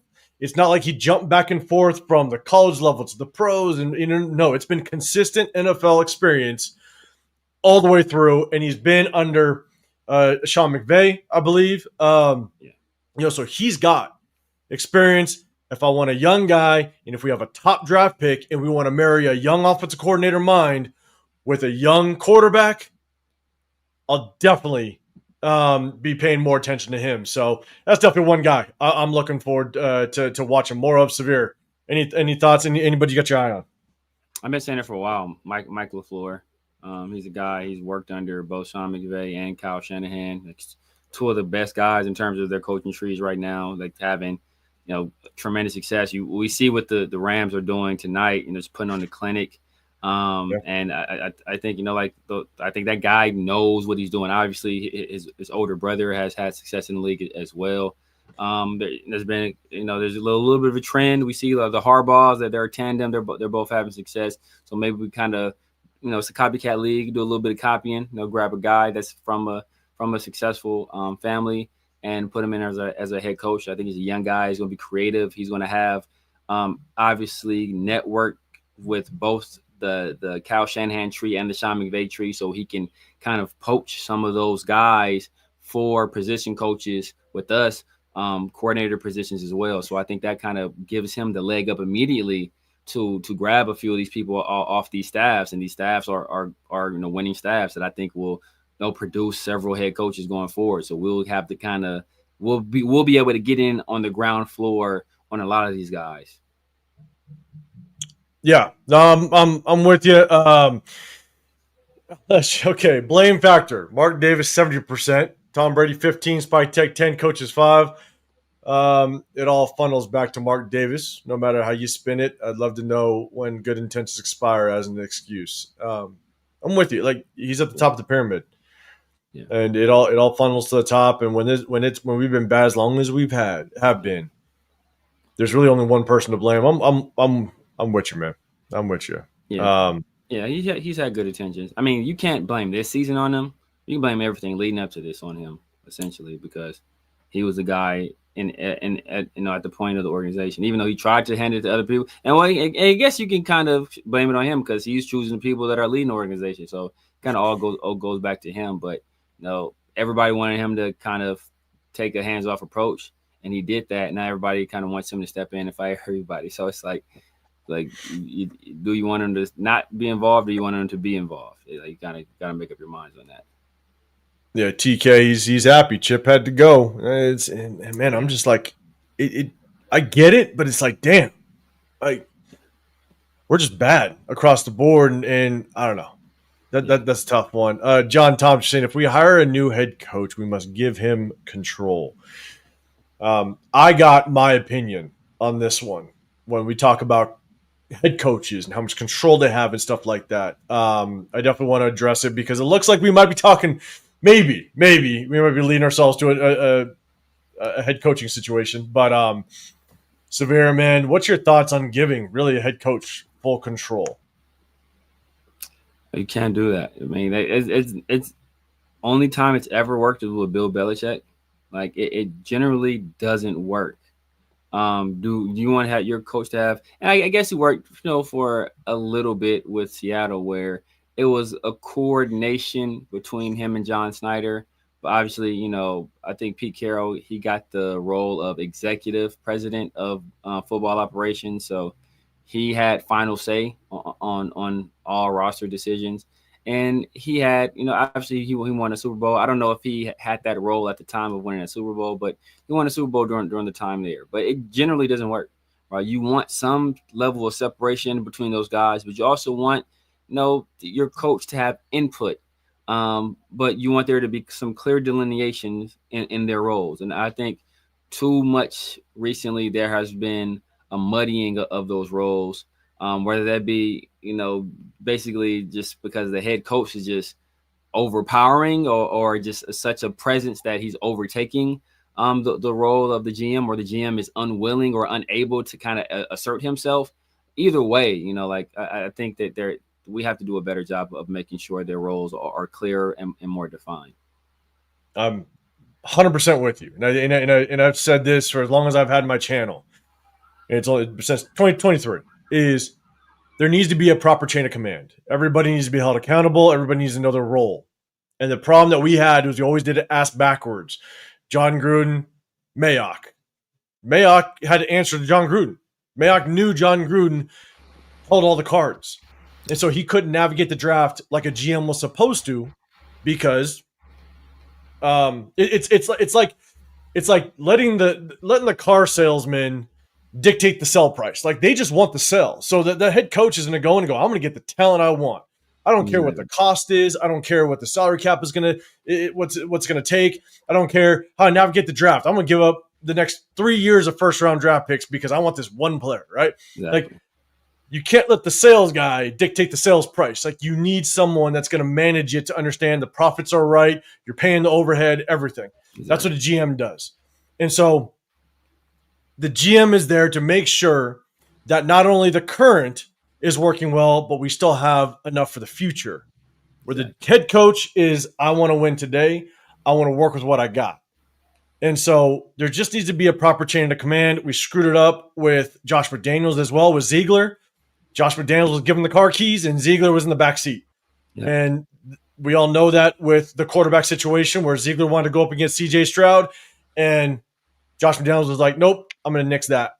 And it's kind of where we stand. And so, again, it's just, that's the hard part. I don't want to give the head coach full control. They need to play the role that they are supposed to play and let the GM play the role they're supposed to play and have the proper chain of command. That's how a true organization works, and works well. So, perfect example of Sean McVay and what's his face? Is it Snyder? Les Snead. Oh, Les Snead. Like, Les Snead is the GM. Even though Sean McVay is a great head coach, Les Snead calls the shots when it comes to the GM situation. Exactly. You know what I'm saying? And so it's like the proper chain of command is important, without question. No, fact. Severe, are you starring some comments? Yeah, I star some, yes. You know what's funny? I don't see them on my end for some reason. Oh, really? Okay, that's crazy. Yeah, so if I'm not pulling them up, I thought you were saying it. I was like, damn, I can't find them. And so, JB saying, I don't know how you can blame Chip. There's a wide open receivers every play, and Gino is dog poop. We can't find them. It's tough because it is a problem. Yeah, it's part of the problem. But I'm telling you, any offensive line, I don't know, or any OC, can you really handle play calling again when you have this type of offensive line? The injuries we have, and we have arguably the worst receiver core in the National Football League. Like, it's wild. It's not good. Not good at all. So at all. Severe, any comments that you see on there that you want to bring up? Again, if you're starring some, man, I don't see it on my side, unfortunately. No, I think you've been basically hitting them. Hitting them. All right. Yeah. So, look, guys, we want to come on here. Obviously, we're going to talk about the game. One question that I had was, we just got the news. One question I had, and we'll kind of just end it with this. I love the fact, and I'm just gonna bring it up just because I knew it was gonna happen at some point. Is it's just wild that we lost to Shooter Sanders with all the craziness, the drama leading up to it. Like, it was literally like if you could write a story that's just how it was going to play out, where Shedeur Sanders gets his first start against the Las Vegas Raiders after all the offseason tweets with him saying, thank God every time we lost and everybody wanted to draft him, and Shedeur Sanders comes out and he beats us, Now, he didn't have a good game, don't get me wrong, and I'm not judging him, even though I wasn't a fan of Shedeur Sanders. At 6, it was wild that you started to pass him up in the 4th. You know what I'm saying? Like, we needed help at the quarterback position. I would have taken a flyer with him in the 4th. Yeah. So who do you think, like Dante Thornton or Shedeur Sanders? I'll go with Shedeur Sanders in that situation. Yeah, with our quarterback situation, like I would have taken a flyer in the 4th without question. The upside's there. And if it doesn't work out, you only spend a 4th on it. You're not going to go down in history as the worst GM in the world because you passed up on Shedeur, because you got Shedeur in the 4th. It didn't work out. And he didn't have a good game at all. But the thing is, even though I wasn't a fan of Shedeur in 6, I'm not going to judge him on this game. Like, I wouldn't, even if he had a good game or bad game, I'm not judging him on this game. It's a rough situation throwing a rookie out there.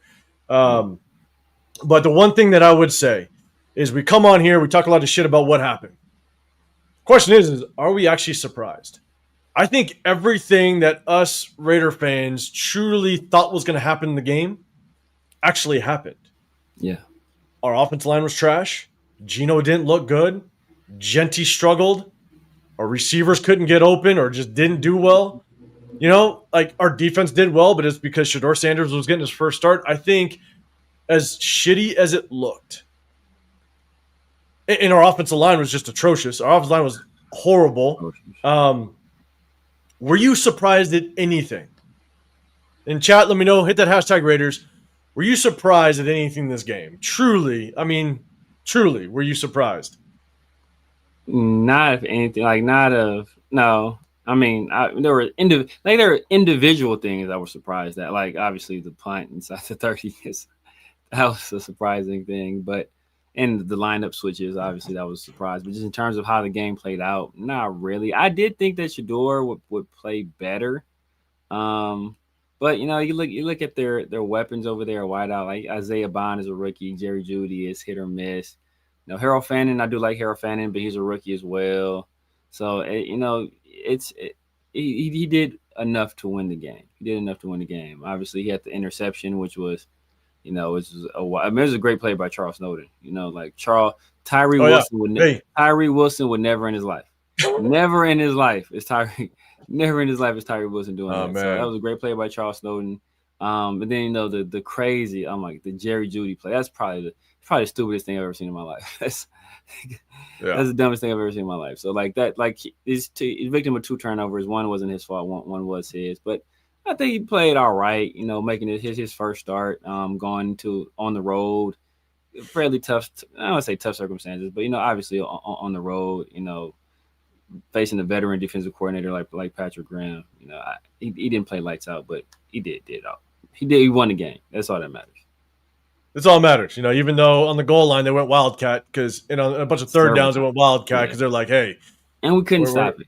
That's we could. Quinshon Junkins, they're running the ball, and Quinshon Junkins was the last drive of the game. Yeah. A minute left in the 4th quarter. We know they're running the ball, and Quinshon Junkins made a couple moves in that backfield, and he still ripped off like a 9-yard gain. I'm sitting there going, yeah, you could have got that later in the draft. Yeah. I'm just saying. Who's going to be carrying the ball. Who's that's just undisciplined football. Even on the Dylan Sampson thing or the Dylan Sampson play where it's like he takes it to the house, takes it to the house. It was 660 or some yard. These are guys who are doing this that were drafted well deep into the draft that are making these kind of plays. And, it is. It's couldn't wild. We couldn't sit tight. Yeah, what up, Lou, man? Chip just tried to sell me my EBT. Go figure. Bro, and someone said in the chat, and shout out to you, man. I forget who said it, but this is just what's wild, the amount of money that's getting thrown around. Chip Kelly is now, because all coaches get their guaranteed money. Yeah. So I don't know the length of Chip Kelly's contract, but that guy just got paid probably, I don't know, what was he? What was he, $6 million? Maybe $6 million a year. So probably 3 years. Probably 18. 3 years? Yeah, probably 18 mil? I would assume. because Homeboy just got Pete paid. Carroll had the option on his 4th year. I would assume this coordinator's all got 3. Got paid 18 for 18 mil for 5 months of work. Yep, basically. Yep, basically. $18 million for 5 months of work. And know No what's state income going tax. and know what's going to happen is that Jesus, it might not be the same situation because he doesn't have the same NFL connects as Josh McDaniels. But everybody complained about Josh McDaniels being bad at his job and this and that, and then Josh McDaniels goes over to the Patriots, back to the Patriots, with a young quarterback who struggled last year, and now that team is 9-2. And Chip Kelly's going to go somewhere, and he's going to have massive success again, just because at some point we have to stop putting the blame on everybody that come here can't be that bad. At some point, it's it's got to be just us, right? You see, you talk to a girl. Like my last 5 boyfriends is just they've all been terrible, and I just haven't been able to stay with any of them. Like what? All these guys, either you're the worst picker of spouses ever, or you're just a terrible person that can't keep. So at some point, we have to just look at us. Like, what are we not doing? That's not for these guys not have success. Part of it is we kick these guys out after 5 months. That's part of it. I'm 100% with you because the amount of players that we see go off and actually do good things in other organizations. Yeah, 2 of them. We played 2 of them today, and they both had sacks. I know. Like that, and that's in TK. Yeah, Mike McDaniel's a good offense coordinator, man. If he does get fired and comes over here, I'd be down for that. But that's the problem. Is as much as some of our players, we can say they suck and they're not good, and this player has a problem or this player doesn't produce and blah blah. At some point, we got to take a look at our own goddamn organization. We got to take a look, kind of put like the no players above the shield mentality, because I'll tell you right now, like the shield is as low as it's ever been. Like I'm not sure how you can get above the shield at this point. Like, I don't know how you can get below the shield. It's just, yes. I don't know. Like at some point, you got to look at us as an organization and go, holy shit! Like the whole Max thing. I know a lot of people talked about Max early in the offseason. They're like, oh, like if you don't like your contract, then get out of here. No one's above the shield. I'm just sitting there going, big dog, like Jermaine Pratt saw the writing on the wall. It was like, I'm gone. Like I'm out. Exactly. Like I'm not going to even travel. It was smart. Yeah. Like, you're not going to get me with this nonsense. And he was actually having a decent season. And he's like, yeah, no, I see what's happening here. I'm gone. Amari Cooper took 2 feet in Henderson, the practice facility. Was like, yeah, no, I'm gone. Like I ain't wasting my final year on this. Couldn't get away fast enough.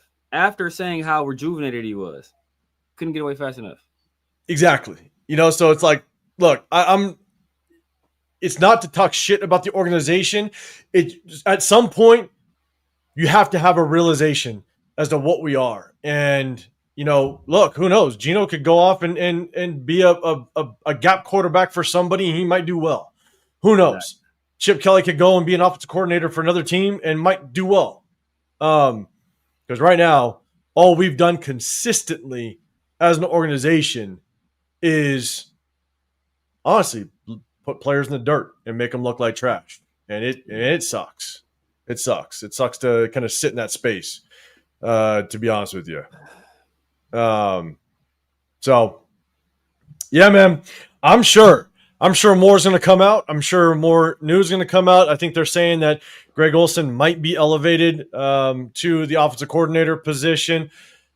I'm going to wait until reports actually come out and it's set in stone. I'll be refreshing that website, the Raiders website, just to see whose name pops up, because Severe, man, if someone's name pops up, we might have to do an emergency live or something, because man, all shit will fucking go loose.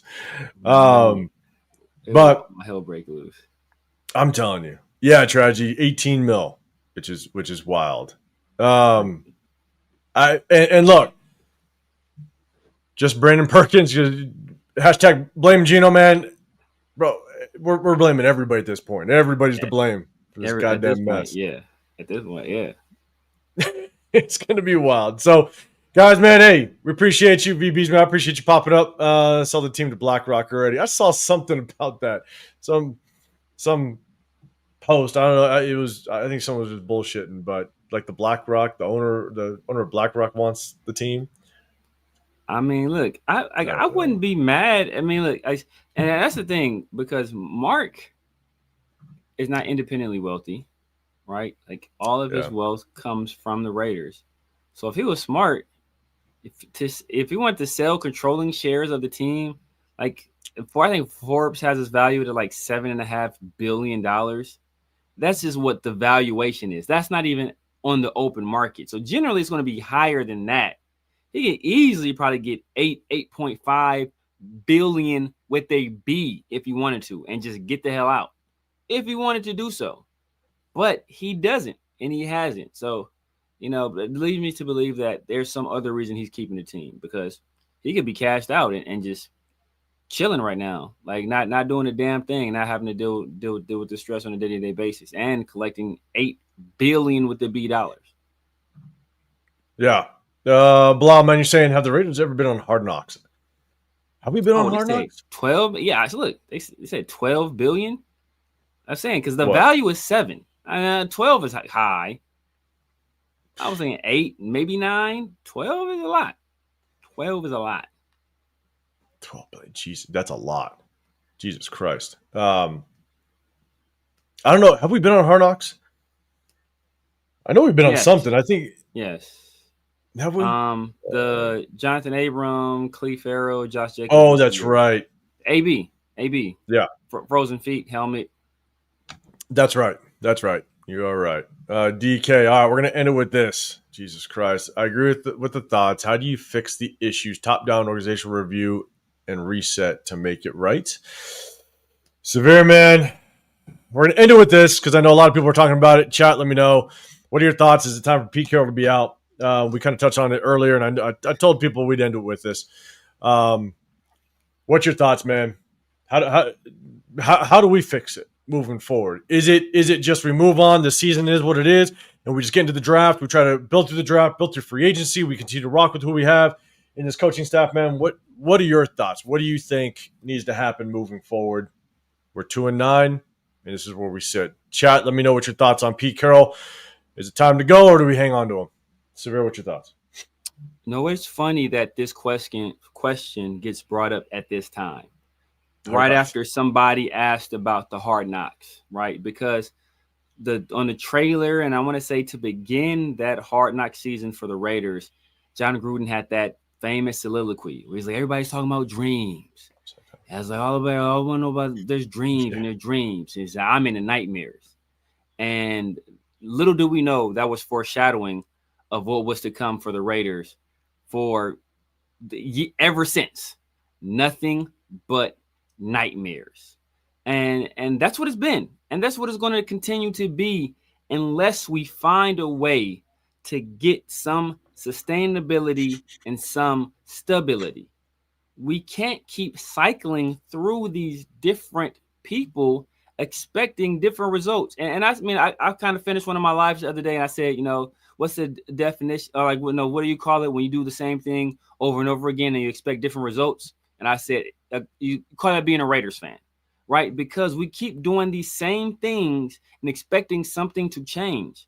And in order for something to change, you have to change yourself. Michael Jackson said, I'm starting with the man in the mirror, right? Like you have to start it yourself. And the Raiders have been unwilling to just stick with something. Even if it's bad, even if it brings temporary pain, sometimes what they say, pain is weakness leaving the body. Sometimes you have to sustain some pain short term for long-term gain. Anybody that's ever worked out, you know that, right? You get the lactic acid on your muscles, you're sore, it's burning, and it hurts like hell. You want to stop. But when you push through that, like it eventually you build those muscles, and you build muscles that can hold more strain, and that only benefits you going forward. When you go through these tough stretches and you see that, hey, we can have some stability, we can find a way forward, and we can make it out of, that makes you more attractive to other organizations. I think too, when Kobe was with the Lakers, right? And the Lakers made, like, at the end of his career, post Achilles, obviously he's a shell of his former self, no longer one of the top 25 guys in the league anymore, probably not even a top 30 guy in the league anymore. And the Lakers made him the highest paid player in the NBA. And one of the things they said is because we wanted to set the example that when you come here and you do things to benefit the Lakers and put them in positions to win, and you're loyal and you do all the right things, that you will be rewarded. And we know that when we send that message to the rest of the league, that message will resonate. Well, conversely, when you send the message out to all of these young, aspiring coaches that if you come here, you have 1 year to fix 25 years of funk. And if you don't fix that 25 years of funk in 1 year, then you're out in your ass and you may not get a head coaching job for another decade, a la Dennis Allen or a la Steve Spagnuolo, who's never gotten another chance, right? That could be you. Come here. All of this could be yours. Like, nobody's going to sign up for that. And we keep expecting young people to sign up for that. We learned a hard lesson this last offseason, and I guess we haven't learned it because we're doing it again. When nobody in the entire league really wanted this job outside of like Pete Carroll and Vance Joseph and I think Steve Spagnuolo, like then all these retreads that nobody else wanted. We got everybody that nobody else wanted, and we're going to repeat the same mistake. And I just don't understand why we keep doing it. So here's my take is I 100% agree with you in a sense that that's what we have created over the years, right? We've created a platform of instability. We've created basically an organization that's going to say, yes, if you don't turn this thing around in a year and a half, you're gone, right? And we've now put ourselves in this situation where we have a 74-year-old head coach. And I think what sucks is it puts us in such a different situation than any normal situation. Right? If we had a young head coach, if Pete Carroll's 50 years old and it was looking this way, I'd say let's continue to let's build this thing. Let's see what he can do, right? But here's my biggest concern with hanging on with Pete Carroll is if we have the number 1 or number 2 draft pick and we take a quarterback, let's just say, right? Let's say we take a quarterback. And then Pete Carroll ends up winning 3 games next year. And we know he only has 1 more year on his contract. And he all of a sudden, and it's old age could hit him. And all of a sudden he's like, man, I got to bow out. I got to, I'm not built for this anymore.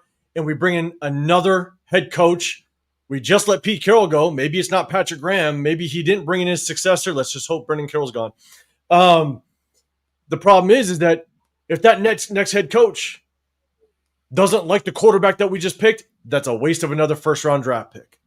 And the thing is that if Pete Carroll was good at potentially starting to turn this thing around, God, we wouldn't be at 2 wins. We'd at least be at maybe 4 or 5 right now, at least. And we wouldn't, and it's not just that we'd have 4 or 5 wins. We'd at least be competitive. We wouldn't got our ass handed us against the Chiefs. We wouldn't got our ass handed us against the Commanders, against the Colts. And we weren't even competitive today against the Browns. Like, we in all the drama, Christian Wilkins, Amari Cooper, Jermaine Pratt, like it looks like we're an absolute mess as an organization. We used to say prior to the Christian Wilkins stuff is that we have grown-ups in the building, right? And now it looks like just an absolute mess. And this is under Pete Carroll. And so the time frame for Pete Carroll to show his worth literally just shrinks. I was hoping that Pete Carroll, or at least my expectation of Pete Carroll this year, was he was going to be knocking on the door of the playoffs just because of the short time frame he's got. And my thing is that I'm 100% with you that we have literally we've literally made this bed of inconsistency. But I'm like, I don't know if I can roll with Pete Carroll. I can't. Like, that's the hard part is I can't trust him, especially if he keeps this bullshit with his sons. If he keeps just letting them take over and letting them have their reign of the offensive line and stuff like that. I'm just sitting there going, bro, like the decisions we've seen since the Christian Wilkins situation, even in the offseason, like why the hell did you bring in Alex Kappa?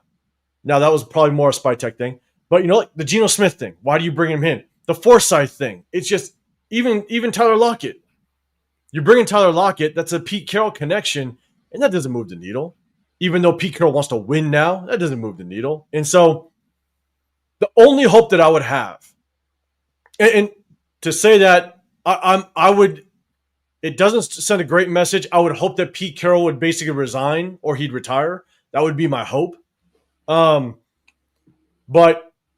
I would hope, and here's my thing is Severe. I don't know if you would think maybe a young coach would help in this. Imagine if we have the number 1 or number 2 overall draft pick next year. We have 11, 12 draft picks next year to play with. Pete Carroll resigns or retires. And Spytek stays.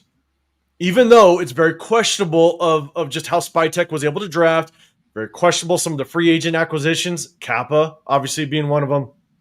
But if Spytek stays, does that at least, and Spytek picks the coach, does that at least start the process of us showing at least, I don't want to say consistency, but at least you held on to one position that's now going to start the process of trying to do it the right way, where the GM picks the coach. Again, but the table has to be set right. We got to have a top draft pick. We got to be in prime position to get a quarterback if we wanted it, right? Pick 1, pick 2. We'll have a lot of salary cap next year, and we'll have 11, 12 draft picks.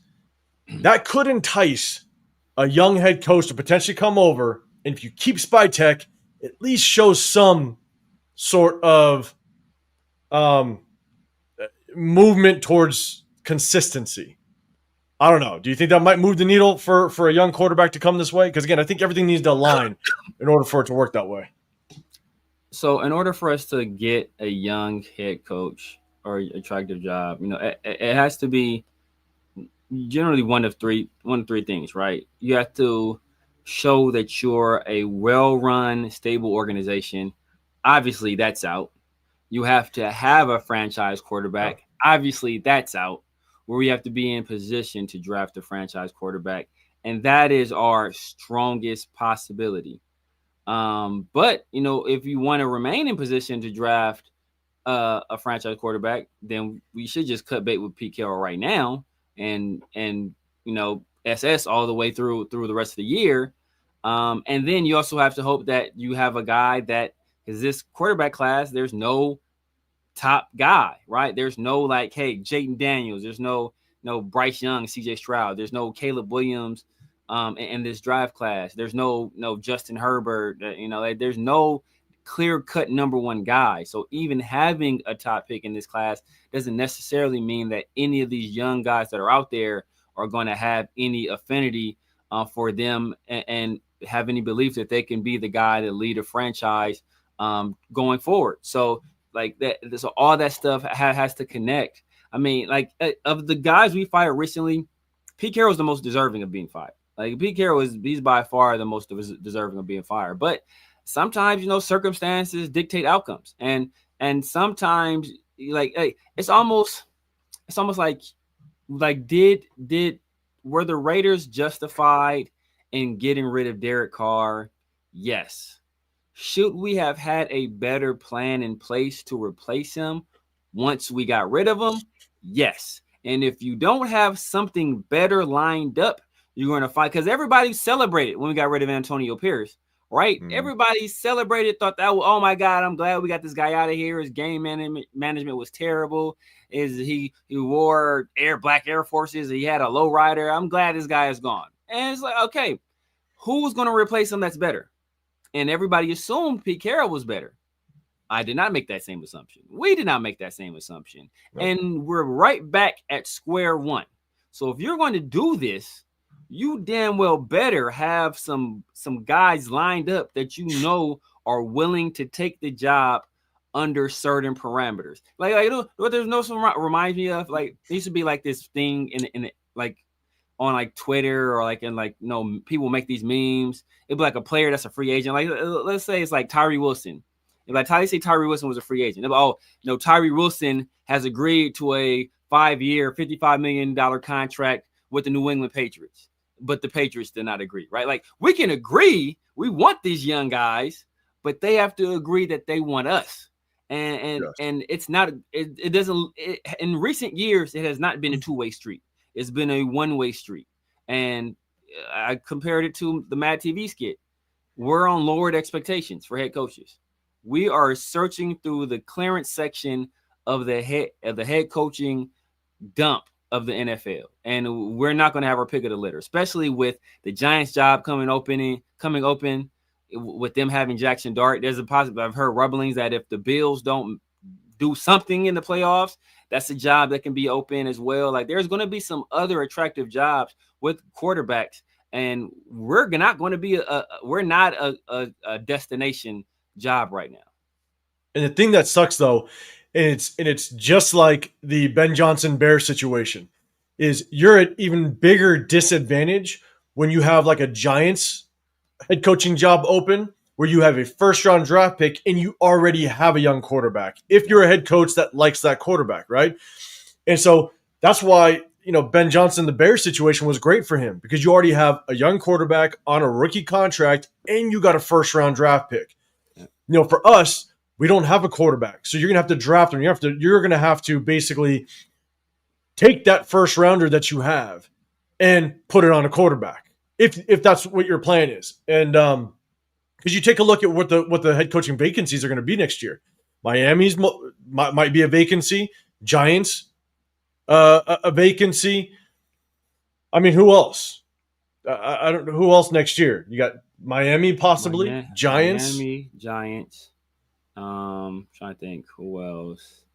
Maybe. Well, I don't know. Possibly. Oh, the Titans already, and they have the Titans. Yeah, maybe the Titans. They already fired Callahan. He's already. Oh, that's right. That's right. So Titans already. So Giants and Titans, two young quarterbacks that you could be a head coach and walk right in, and all of a sudden you already have a quarterback, so you could take that first round draft pick and put it elsewhere to help out your quarterback. Look, Browns are a possibility, and they got a nice draft haul from the Jags for Travis Hunter. So that there's going to be other jobs that are going to be open that are much more attractive than us, and that have displayed that they've shown some stability, right? Like last time we were able to land the guy we wanted. It's like happened twice, right? Obviously, was Dennis Allen. We gave Dennis Allen his run, and then we hired Jack Del Rio, who's the guy that MarkDavis wanted to hire. I think we went after Gruden. Gruden rebuffed us. Yeah. So then the next choice on that list for Mark was Jack Del Rio. And we had some success with Jack Del Rio, right? 3 years, 1 playoff berth. The first year was rocky. The second year took off like gangbusters. And then the third year, we kind of backslid. And then we fired Jack Del Rio and we had Gruden. And then we kept Gruden forever, right? And we showed some sustainability. So the guy that was our number one target that year, who was Josh McDaniels, we got him in here. And obviously that failed. But we haven't shown any kind of sustainability since then. So the last two times we've been able to hire the guys that were our number one targets were following times where we gave people the time to be able to fail or succeed. And it showed some good faith from the organization. It showed some patience from the organization. We haven't showed any patience since. Yeah, and tragedy, you saying Saints, man, I think they're going to hang on because they didn't fire that new kid, right? So yeah, he just hired him, I thought, right? Yeah, they just hired him last year. So I think he's good, and he's got Tyler Shook over there. Maybe he can work something with him. Just Brandon, you're saying I think Kingsbury would be good. The only issue I got with Kingsbury is, one, how good of a head coach is he really? But two, put Kingsbury in Vegas. We'll see. We'll see how that works out. He's a little too Hollywood. I don't know. And you're right back to where you were at before, where you're kind of you're hiring a guy that failed in his previous stop. Yeah, so and I'm all for guys getting a second chance, without question. All four guys getting a second chance, but I'd like to see that second chance be after they've been away long enough so they've kind of learned from their mistakes, right? Like you failed, and then you've been through an organization, a successful organization, and you've kind of learned from your ways. Maybe it's taken you 4 or 5, maybe 6 years to really learn from it, and then you kind of tie yourself back in. But just to be removed, 2 seasons? I'm not sure how much you're going to fully learn, and then we're going to pour. Because here's the thing, you got to remember, if you take a situation, if let's say Pete Carroll, he's no longer with us, and you hire somebody you hire somebody young. If that, and you give that next head coach a true 3 years, a true 3 years. If that person doesn't work out and you start that process again, if you miss on this next head coach, you might be sitting in for another 6-year process of trying to figure it out. Like, that's the hard part, is that you hire the head coach, it doesn't work out, you give them 3 years, bang, you get in that rotation again, and now you're going to give that next head coach 3 years. Like, you want to do obviously as much due diligence, and you want to make sure that this guy has the best chance at finding success. Again, I'm not saying Cliff Kingsbury couldn't be the guy, but I would just have my concerns because he isn't far enough removed from his last failure stint. And the problem with him was a lot of the players said he wasn't all in. He wasn't all in. He wasn't bought in. And it was tough. And so that's just why I wouldn't take him right now. But yeah, man, I think the other guys, Josh McCown. That's another name that's gonna probably be popular. I know. I think the Texans actually hired him a while back, and then there was so much of an uproar, or when they were rumored to be hiring him, and there was such an uproar that they backed out of it, and then they hired Lovie Smith for a year, and then before going to, I forgot who they went to. I think they went to the coach they have now after that. Yeah. Who had ties to the organization because he played for the Texans previously. I forget what's D'Amico Ryans. Yeah. And for instance, you're saying Saleh again. Saleh is just another example of, I don't know if he's too far removed. I think the Jets are just the Jets are like us. Like, you go to the Jets, you're almost signing up for failure. It's just the Jets organization. It's kind of like us. You come to us, you're almost signing up for failure, unfortunately. But I think Saleh for me is the same thing, as where you're not far enough removed from maybe learning from maybe the mistakes that you made. One, if I went with a defensive minded guy, the one guy that I give him a shot just because I do think he's a little bit far removed from when he was a head coach is what's his face, the DC over with the Steelers, Brian Flores. He's a guy that, you know what, I wouldn't be mad at it if we gave him an opportunity, give him an interview. Bro, bring in a Mike McDaniels as an offensive coordinator. Bring in a Brian Dable as an offensive coordinator. A former head coach that is not going to be looking for a head coaching job for years. Yeah, I wouldn't mind that combination. You know what I'm saying? And so, look, I think at the end of the day, what's really tough is that we got to see what happens with the head coach. We'll see what happens. Obviously, we know Chip Kelly's gone. We kind of laid that all out. We kind of gave you guys our opinion.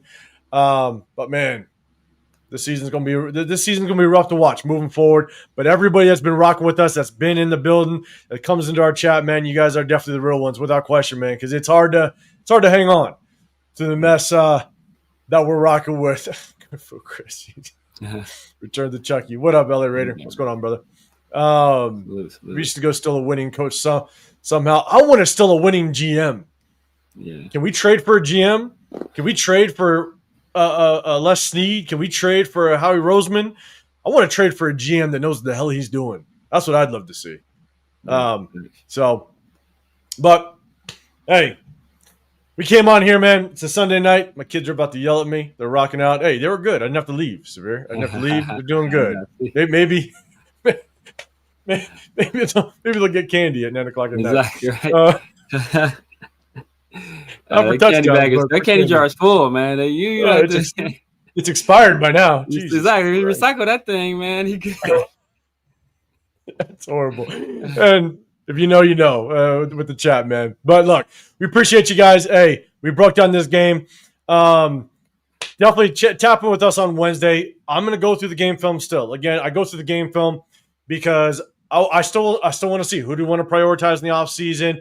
Do you see some sparks, or man, was it just as ugly as the game really looked? And I'm sure it was, but we may not do 2 hours worth of film breakdown because with obviously the firing of Chip Kelly, there's going to be some news. We're going to see who the interim offensive coordinator is. I hope Severe is wildly wrong, but we'll see. We will see if his theory is true. So, but, look, we appreciate everybody rocking with us. Double tap that screen, Severe, man. Let everybody know what you got rocking. And also, before you get out of here, go over to our guy, Chris, Petecarroll Podcast.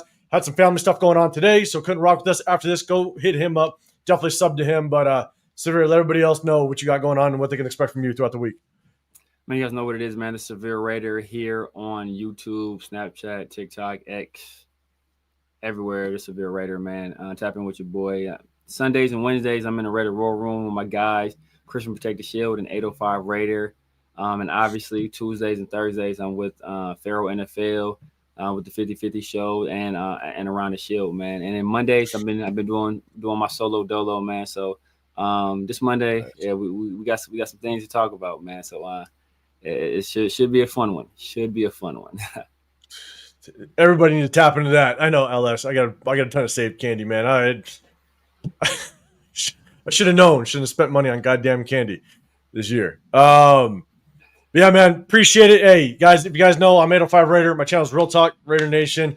I go live with my guys in the Raider War Room with Severe Protect the Show podcast.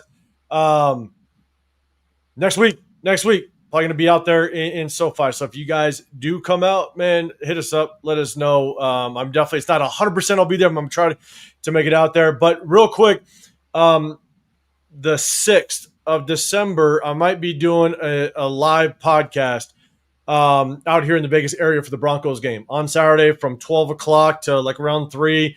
We're going to invite a bunch of people down at the Parkway Tavern right next to the M Resort on the south end of Las Vegas Boulevard. So right next to the M Resort, there's a Parkway Tavern. There's a massive Raider room that they have. Might do an in-person podcast there for anybody that's coming in for the Broncos game. We're going to do a bunch of giveaways and stuff like that. And so, yeah, going to try to plan it out, see how it works, invite some people, and just try to get some of the local fans here to kind of support and have a little bit of fun. So we're going to rock out and do that. So tap in for that. Definitely check in. I'll definitely I'll throw out some stuff on my social media, 805 Raider, or it's _805 Raider, depending on which one you're looking at, and we'll rock out. So, yeah, VBs, I see you down below.